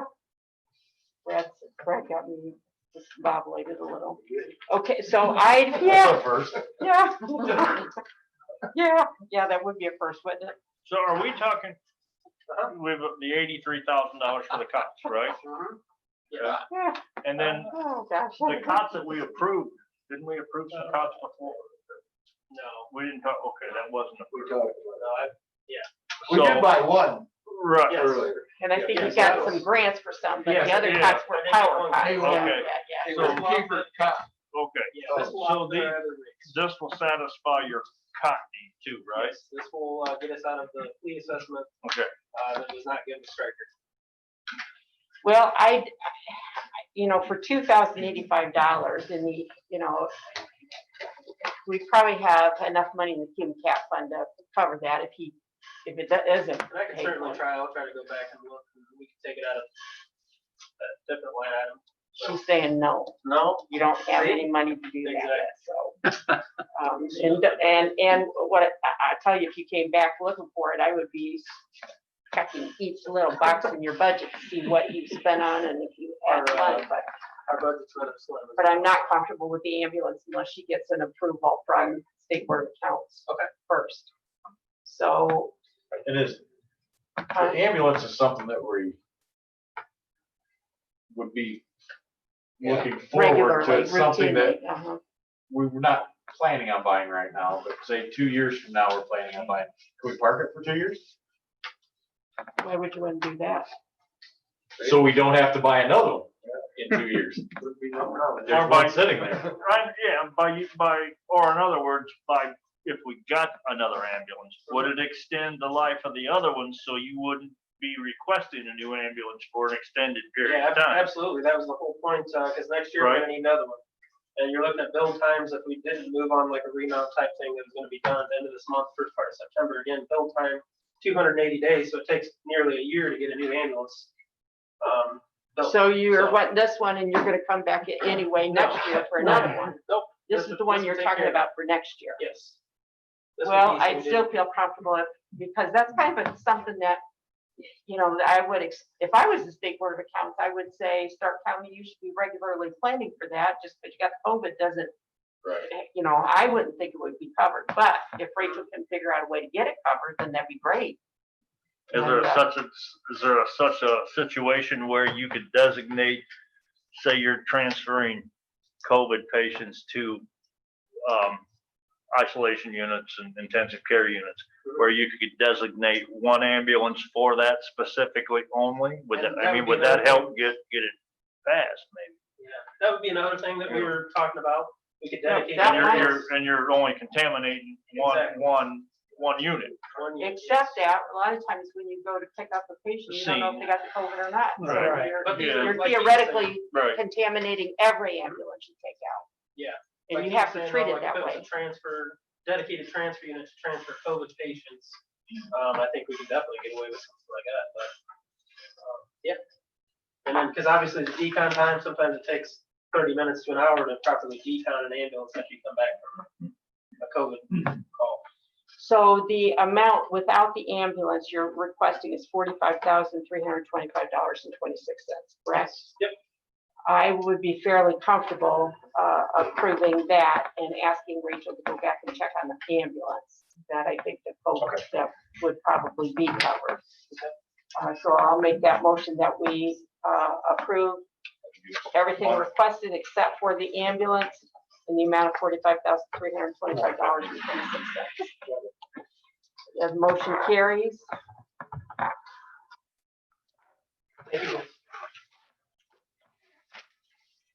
Rick? I wasn't originally going to submit here, because our department has the funds to pay for what I'm asking. Just saying that was not, it was not approved, and we would be able to pay for it through LRS. They're asking for a generator for the highway department. It's $40,000, it runs the entire garage, plus the fuel system. And the way that it relates to COVID is during extreme weather, people sometimes don't think of highway departments as first responders. We are during extreme weather. We have floods, snow, and trees. We had 80 trees the other night that we got down. The ambulances and the sheriff's department cannot get to the houses to treat COVID patients without us clearing the roadways. Second is temperature controlled storage. We don't have temperature controlled storage except in the highway garage in the county. This keeps it 24 hours there. We have COVID supplies that we'll be ordering through the emergency system. If they were looking for a place to store, we could store them in the highway garage. We have plenty of space to do that. The third is the fuel system that the EMS and the sheriff's department uses. If our power goes down, the fuel system goes down. They wouldn't be able to do that. That is the reason for it. It's $40,000. The last quote I had from about 2 years ago is $34,000. I spoke to the gentleman today to get, we're supposed to get me a new quote today. I'll probably have it tomorrow, but that's why I'm asking for 40, for something that. But we can pay for it through LRS if we have to. And this is the last serious upgrade we need at the garage. Because you are first responders, obviously. And if COVID, this fund pays for that, you said you got the money budgeted for it. Well, so if it you wasn't don't, necessarily budgeted for it. but you, We have an LRS, our cushion fund in LRS. okay, so that leaves you that cushion fund that if you need, have an emergency or something consequently comes up, you've got, instead of asking for us for money, you can use that money, That's correct. right? Right. We have $200,000 in there now. The 40,000 would come out of that $200,000. If it was denied. Well, so 40,000 is what you're asking. 40,000, correct. I make a motion that we approve the requests for the COVID fund that Rick has asked for in the amount of $40,000. The motion carries. That brings us down to about $188,000, which should be reserved for those things that we're checking on first before we decide. And I do know that the judge is putting together some technology upgrades for the courtroom that we had axed off of the upgrades because we didn't have the money. So 188. Okay, so approximately. I mean, that, and then we spend about $25,000 every 2 weeks in mail deliveries. So depending on how long, I mean, you can talk about that later, but depending on how long you want that to go on. I'd say until the next meeting for sure. Okay. And by then we should have some idea where we're at on these, but I would use that fund and preserve for the next 2 weeks. And then that's 25,000 there. And then we will have the rest of this worked out and the judge will have his stuff. So If there's a surplus where it's not all spent, it just goes away. oh, we'll find a way to. Well, that's my, Yeah, that's what I'm exactly, asking. yeah, That's what I'm exactly, asking. yeah, It yeah. goes away. Give us back. Right, so, yeah. Yes, I that's do have exactly. one quick thing. I sent an email to you guys today about the ambulance, the one that hit the tire. It is better than our current sign truck. We use ambulances for sign trucks. And I wanted to request that we use that one, and then the other one can be used by anyone else. The other one's just about, years left. And the one that was just retired. is the Yeah, best. well, I think we have to take care of our own departments first, so. I do too, and then the other one, I think the skill center, buy one, and the other one, they could use that for their Yeah. teaching. We could take. We could donate it. to Yeah, them. they- What is it? The take to skill center's donate? only gonna park it. What does Well, it we're take? gonna, yeah, that's Yeah, right, we're gonna yeah. take them. So we're gonna take give the a good that one to they're Rick, getting rid of, and then the one he wants to get rid of, we can give him Exactly. skill set. Good one to them. I agree. Yeah. that So sounds is good. that your motion, Brian? Yes. I'll second that, and that motion carries. Is that our $80,000? Thank you. Nope. Probably not, I don't think. It's gotta be close. Are you gonna adjourn now? You want me to? Get a value on Or do that. you want them to just finish with their? I don't care. I'm not going anywhere. These guys. don't leave. You wanna So leave? that I gotta ends go to the the bathroom. joint portion of the meeting. If you gentlemen would like to stay, we'll move right into the, We can adjourn. yeah, well, we're gonna take a brief break and then we'll reconvene and, We can adjourn. yes. We are all. Motion to Got a adjourn. Motion to adjourn by Don. Second. Do you have a quorum to make that motion? Second by Howard. Yeah, he's right there. There he is. He just is at the door. Oh, We're adjourned. thank you. There you go. All right. Yeah, I'm waiting in now. With the tech Friday, about possibly getting Friday. Upstairs. No bottleneck or anything. So the only thing I have right now is switches. Oh, where's the other? Oh, The other. What Getting upgraded with everything. I'm trying to, but I'm looking, I was surprised I got that vendor out here. Oh, well, they know we got money to spend. No time to, and find it all. Them know. Yes, and they try to, gosh, you know.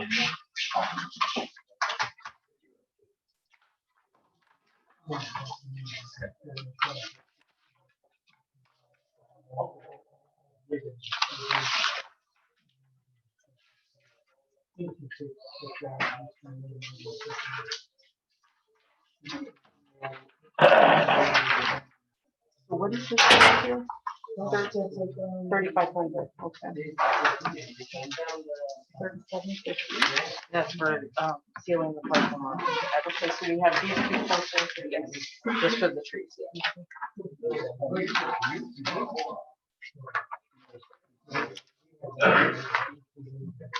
Well, we'll make it fast. Okay. Good job. All right.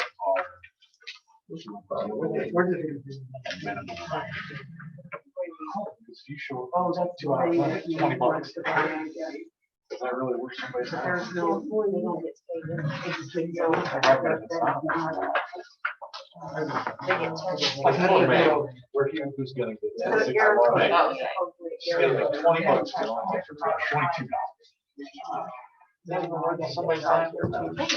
Okay, we're gonna reconvene. Larry, you wanna?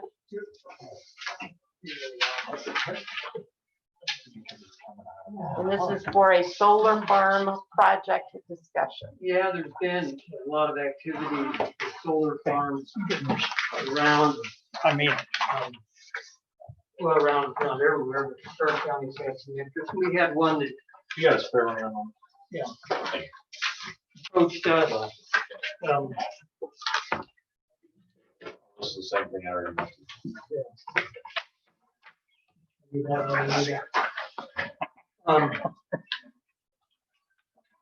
There's three agencies that are involved in this.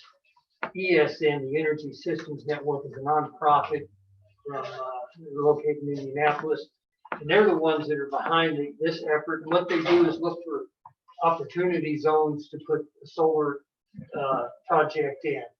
And they're all about kind of helping the state and the different people in the state and local communities in some fashion. And what they do here is, what an opportunity zone does is they allow people to put money into projects and then they get tax credits off their capital gains. So it's wealthy companies and people that participate in that, but it brings money into those areas. Opportunity zones are areas that were judged as poor areas, and the state selected several around the state. We have one in Stark County that goes from roughly the Yellow River up to US 30, and then from the Kankakee over to the Marshall County line. So it's a big area, and it's a lot of room to put some solar farms in. But the way it helps the local community is, since they get a benefit, the developer gets a benefit from the capital gains tax relief. They don't get tax, or what do you call it? Tax abatements, yeah. So whenever most projects come, whether it's a solar farm or anything else, they ask for a tax abatement, or like, we've had one recently, they wanted some TIF money back to pay for the building. In this case, the community doesn't have to put that money up. You don't have to give them a tax abatement because they're getting their benefit from the opportunity zone. So that's an advantage to us and the community in that way. And this agency, ESN, does this to promote economic development in Indiana, and they do everything they can to make sure that it's Indiana businesses and people that do the work. They're tied in with a company from South Bend called Innovatius, who would be the developer. So they have an Indiana company doing the developing, and they're hiring Indiana people to do the work. And then they will apply for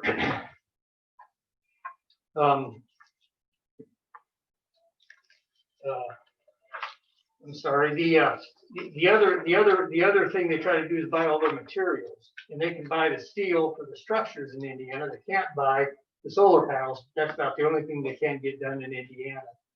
So they want to benefit Indiana, give the money to Indiana workers and businesses, and then help out the local communities. So that's a unique way of doing it, unique way of looking at it, and it benefits all of us here. What happened to that one? I thought we had one that was thinking about coming in on. That's still in the works. It's over. What Brian's talking about is one over in Railroad Township. It's connected with the one that was approved over at Wheatfield for about 3,000 acres. And they're wanting another 2,500 to tie in with that. I think most of that would be in Railroad Township. And the company that developed Is that separate from this group? That's separate. These guys, we've been talking to them for some time. In fact, I had first one was over near Culver, and they were gonna have part of it in Stark County and hook on. Well, they never went through with that project. These guys they've gotten there, they have to apply for a approval from, and I'm not sure if it's NIPSCO or MISO that gives that approval, but they've gotten that approval. So the project is ready to go forward as long as they can go ahead and get the landowners signed up. They've been talking to landowners. I think they've got everything. They've got enough land signed up that they can go forward. So that one will happen. That big one down in Jasper County was looking, if they got that up, there was some acreage south of Bass Lake that they would like to include in that one. But this one is a little different. Those are kind of for-profit companies that are doing those. And I personally think that's a good thing for the county because of the investment that you get there. But this one here, they're doing things to help, so that you don't have to give up tax abatements to attract them in. And but I just wanted to let you all know about it. We've had a couple of meetings with some of the county officials. I invited the other two commissioners that are on our board and three of the council members that are on our board, plus Dave, he was president. He had some interest in some of the projects we had going. And most of them were able to attend that first meeting. This last one, I don't know if you got my email, Brian. I think it didn't get out, but at least Brad said he got it. Yeah, I did. Okay. What's your opinion on it, Brad? What's my opinion? As long as the landowners report it. So it's money making opportunity for us and the landowner. So basically, my recollection from it before was we were taking farmland that was taxed at this rate, and it would change. It would no longer be farmland. It would be some kind of commercial, and we'd be taxing it at this rate. Is that correct? No. Oh, okay. The real estate tax should remain the same. I don't think that would change. So the farmer who still owns it, but he's leasing it to this company, he's paid his real estate taxes like he has. But when they put these panels in, that's a huge investment in personal property tax, and that's the new tax. And that they have a large amount that comes in the first few years, and then they kind of depreciate them out, but then there's a floor, and then it would be taxed at that on the rest of the way. Okay. And, so there'd be quite a bit of financial gain for the county. Well, I think it'd be a benefit that the county would have that investment. And whenever you get more investment, the other people's, the state fixes the amount that you can tax, but everybody else's taxes go down. But here's another thing that I talked to one of the Umball guys and asked him, can you raise the taxes? It says if you have a big increase in your assessment, you can appeal to the state to go ahead and maybe raise the school rates or somebody else's rates. So that leaves that potential there that you could possibly start collecting a little more in taxes when you've got that higher assessed valuation. And so why are you here? You're just telling us. I just want to inform because when these projects come along, some people get worked up. This company's had some conversations with the landowners that they would like to buy from or to lease from, and they've indicated that they seem to be pretty positive, and they're going to have a meeting with those. And I'm going to invite you guys to come. I'll give that to you later when that is. But I just wanted the word out. This isn't a horrible thing. I had a lady, I know, a friend of mine who kind of put something on about the class guy going, "Oh, this is so horrible. I hope we don't have to move."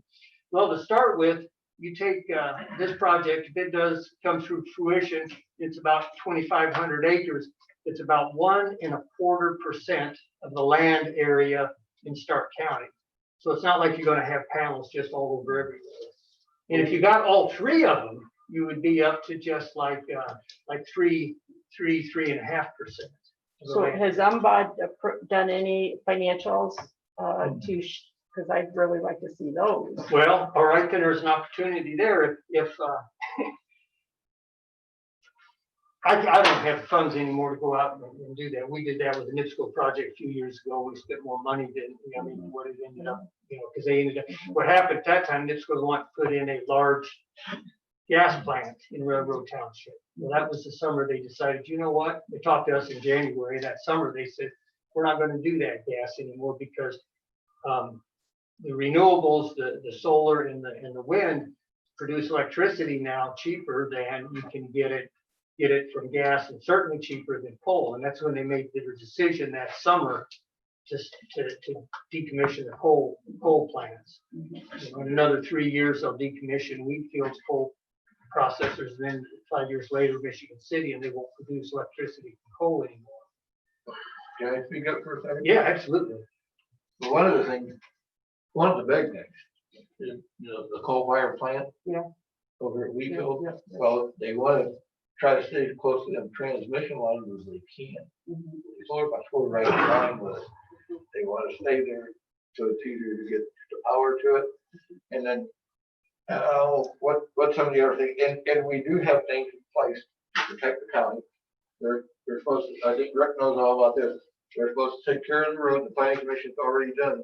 Yeah. I went to them back when we had this other protect the one. roads, anything they tear up while they're building these things, that would take care of, they have to take care of for our road.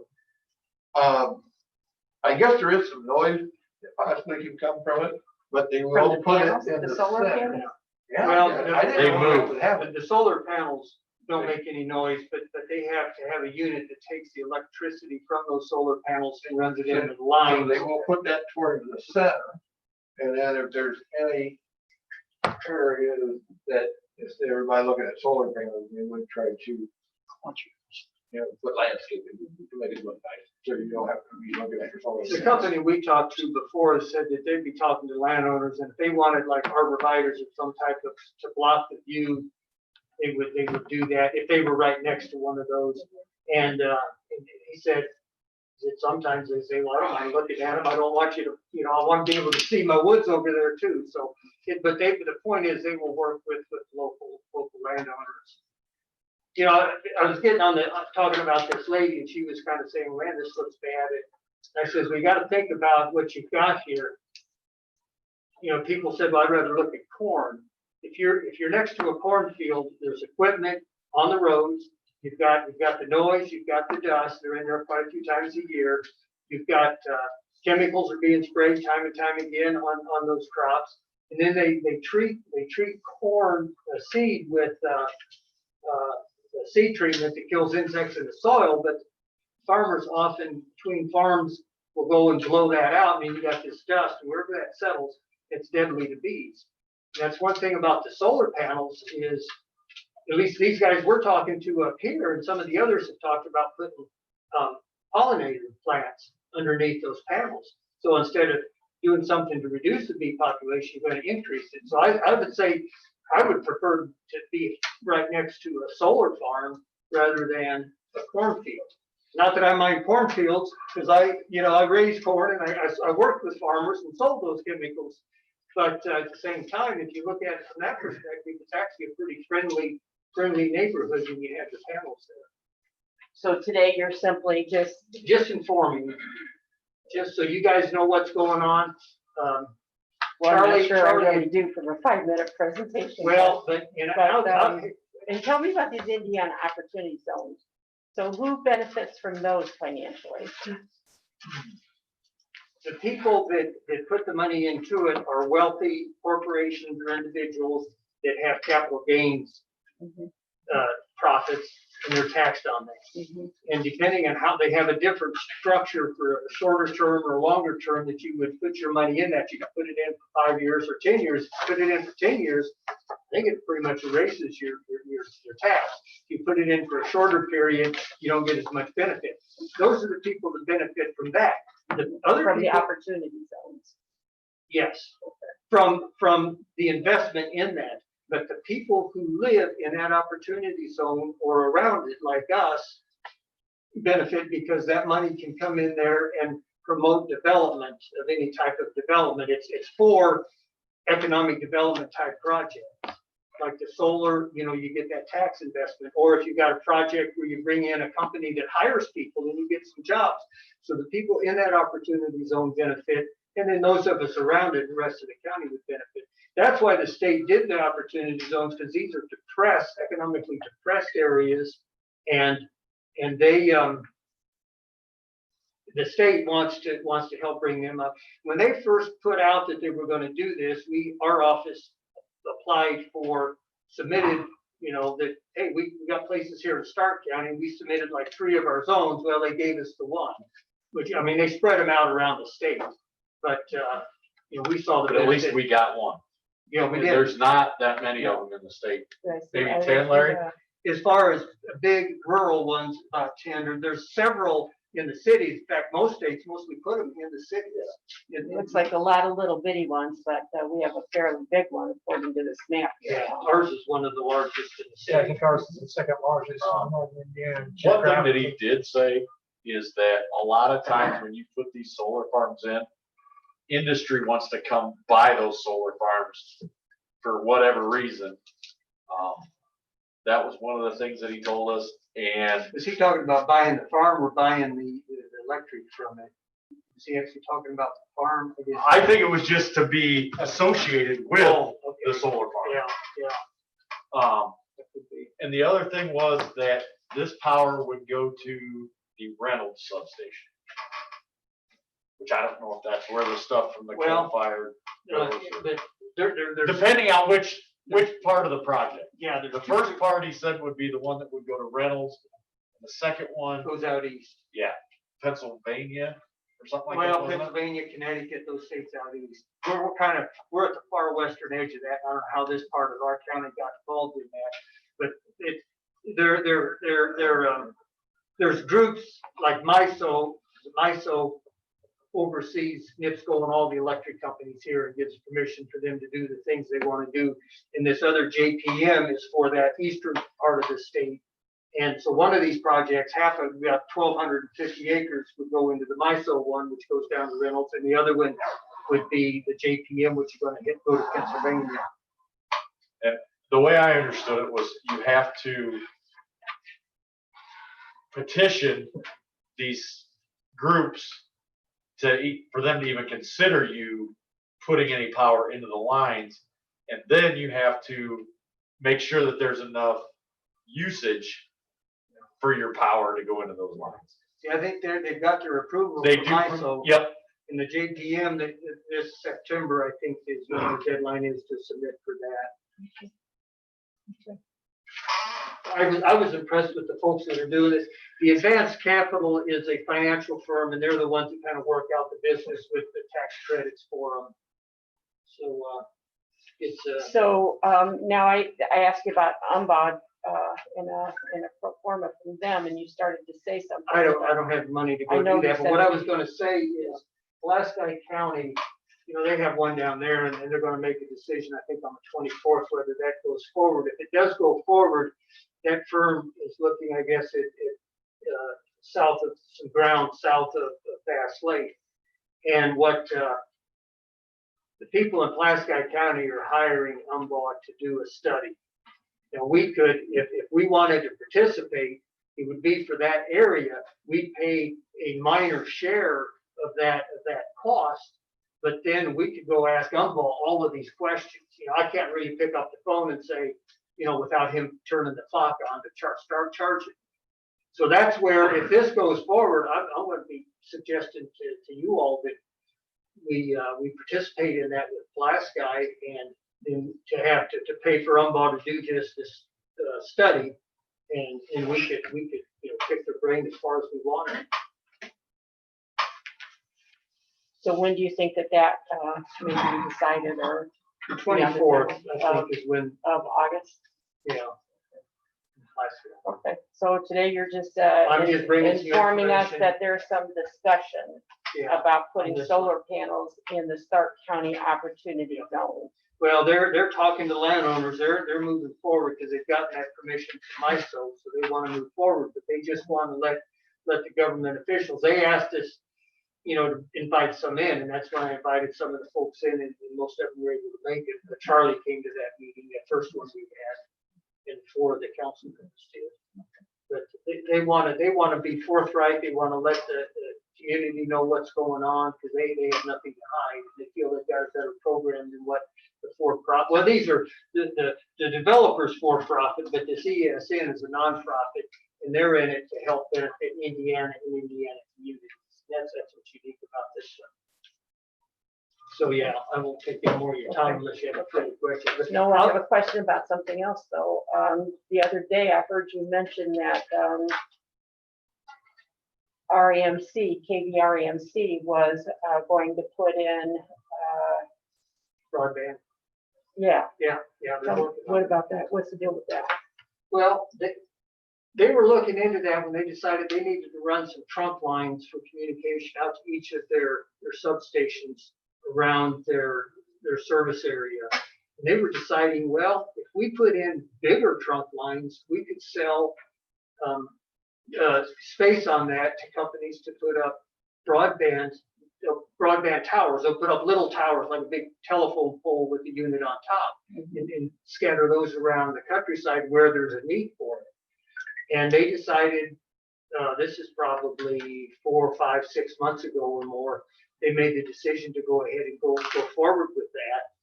And they're going to spend millions of dollars to do that throughout their territory. So it's not going to happen in months, but over the next several years, they will be putting those out. And then they've talked to, like, 4-Way at Plymouth does wireless internet, and there was another company from, I think it was Rochester, they've been talking to. So they got people ready to come in and buy space on their cable to provide that. Now, I'm not sure that they're going to be able to cover the whole county. I don't know how Their that's. customers? Yeah. They will be able to cover their customers? Yeah, I think they said wherever their customers are, they would be able to take care of them. But then if they, and I did ask, well, what about down the road, moving beyond where your customers, well, we could, but we want to take care of our customers first. Well, that's good, because I'm one of their customers. Right, there you go. That definitely made me perk right up. That's an important thing, that, the internet and broadband, and we've got some areas that are pretty weak. You get southwest Knox, you get west of North Judson, they have really poor service in those spots. Anywhere in Morgantown. Is that right? Well, that's all. Washington Township too. Anything else in, or? No, that's all. I want to Appreciate- send thanks you, for I'll coming. send you guys when we're going to have a meeting. Then if you wanted to come, this company's meeting with these landowners, and it's kind of a private meeting with them, but they'd be glad for you guys to come and listen. When in is and ask that, or questions. you're gonna let us I'm know? going to let you know. That's fine, thanks. Okay, let's see, minutes and payroll and claims. So, Brian, we have claims docket in the amount of $400,598.27, and we received that in advance. Do you have any questions? I'll second that, and that motion carries.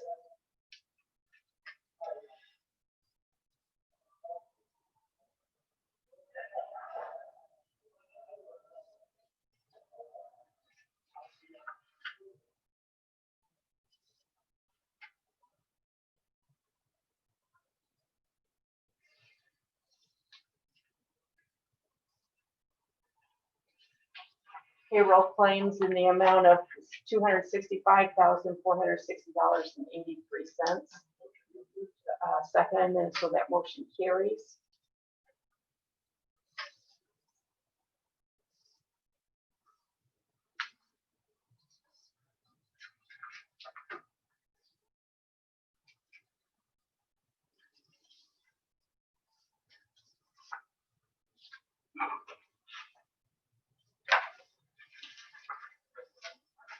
minutes from the Monday, August 3rd meeting. Rachel distributed those in advance. Second, and that motion carries.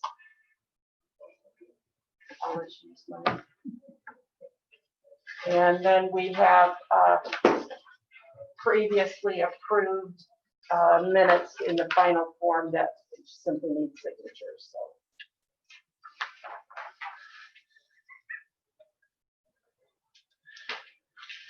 What are you laughing at, Mr.? She keeps backing up so she's not in the picture. Oh. Oh. So WSBT was down today and did a big story on our Veterans Monument that should be coming on TV this week. That's good. I'm very excited about that. I see it's moving along.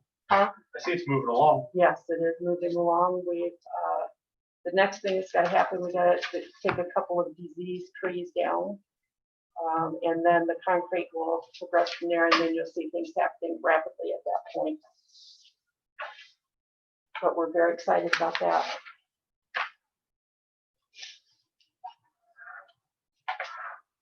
And speaking of that tree removal, we have Jeff Berg had paid for a forester to come and look at those two big trees. Well, actually, there's 3 trees, 2 great big silver maples and a gum tree, a third gum tree, or a third one that is a gum tree. Because there was some concern that maybe the roots had been damaged during excavation. Well, she said she's a certified forester that the city had used, and Jeff paid for her time out of his pocket. And she said that the trees, the roots were fine, but the trees, the 2 silver maples are rotted, and the biggest one all the way down to the trunk. And she had one of those rods and it shot right up through the whole thing. Freddie was there when we had that forester too. So she said you need to take these trees down because they will fall and they will damage something, either your monument or depending on, might be the courthouse. So we also had her go around the rest of it so that we have someone that has agreed to take those down for free. However, she also went around and checked the other trees, and they need to be trimmed. There's a number of branches that are broken. She said and you need to take that down, not the tree, but you need to get them trimmed, the dead branches and the diseased branches, because she said they're just vectors to disease the whole tree if you don't take care of them. So based on that, we got quotes, or Jim did, and we have 2 quotes are pretty close. One is for $3,500 and the other one is for $3,750.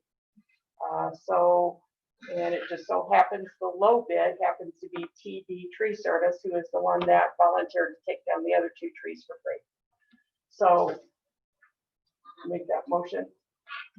I'll second that, and we will award the bid to TD's Tree Service. We'll pay for that as Jim cap.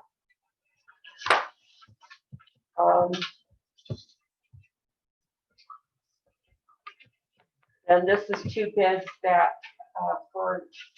that Jim got for seal coating the driveway out here, the parking lot. So there's 2 bids from one company, right? Okay. 2 different parking lots. It's $2,000 for the parking lot here.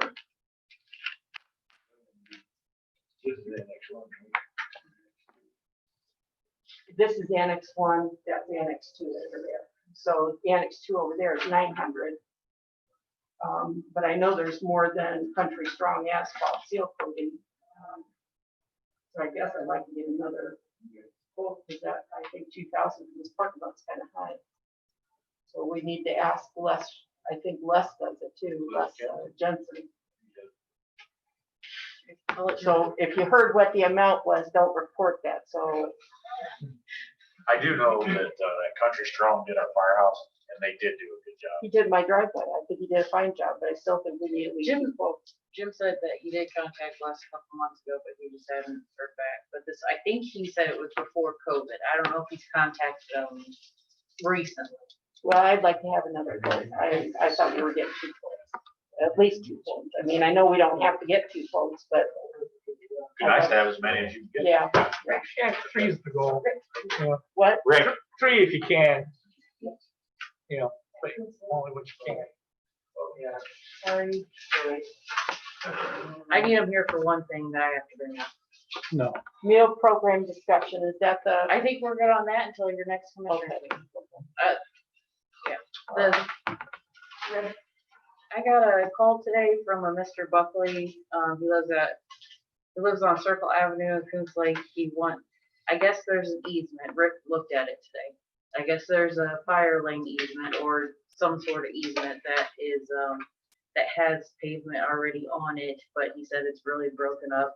He's getting his driveway paved and he wants to pave this easement, and I don't know if you would want to let him do that, because that's probably a liability too. Rick looked at it, I don't know what it looks like. It's one of those easements we're not exactly sure who controls it. It says public use easement. It's like the shoreline. The only problem with paving it, if they have someone else pave that, is once they pave it, they may feel some sense of ownership on that, and then there is liability also. And I did that, so they should have some control. That's been the problem with doing things like that in the past. I feel like Rick, they'll think they own it afterwards. Yes, it becomes a real problem then, I agree with that. So that was your motion to decline to allow them to do that, I'll second that. Is that all you have, Rick? He also had a tree that went down from his easement like that. He said it was on our easement, but we're not even exactly sure it is, so we need to find that to carry block and take care of that. Rick said, he looked and I didn't couldn't see see anything. I don't know. He said that the tree is located on our easement or that park area that's between his property and the lake. I couldn't see that part from where I was. I couldn't see behind his house. He said the trunk Could've is been located tree on, the trunk's located on that property and it fell on his house, but I don't know. So do I So just, he wants some reimbursement for that? I don't know. Should I contact Carrie or give him? Well, did they make a claim? He made a claim. Like, His insurance should contact our insurance. Yeah, I mean, I think, I guess I think they should wait and, they have to go through the procedures. So, His insurance will contact us if they Yes, find that. they'll claim that. You got anything else, Brian? Kenny? No. Brad? I got all kinds of stuff. I'm sure not gonna say anything. No, it's almost 8 o'clock. Oh, yeah, you better get used to it, buddy. Not today. Ready? That's it. Marty or Rachel or? Motion to We're adjourn. adjourned. We're out. Yeah, sometimes we're here. I can't stay out this late. I have to resign. Right here.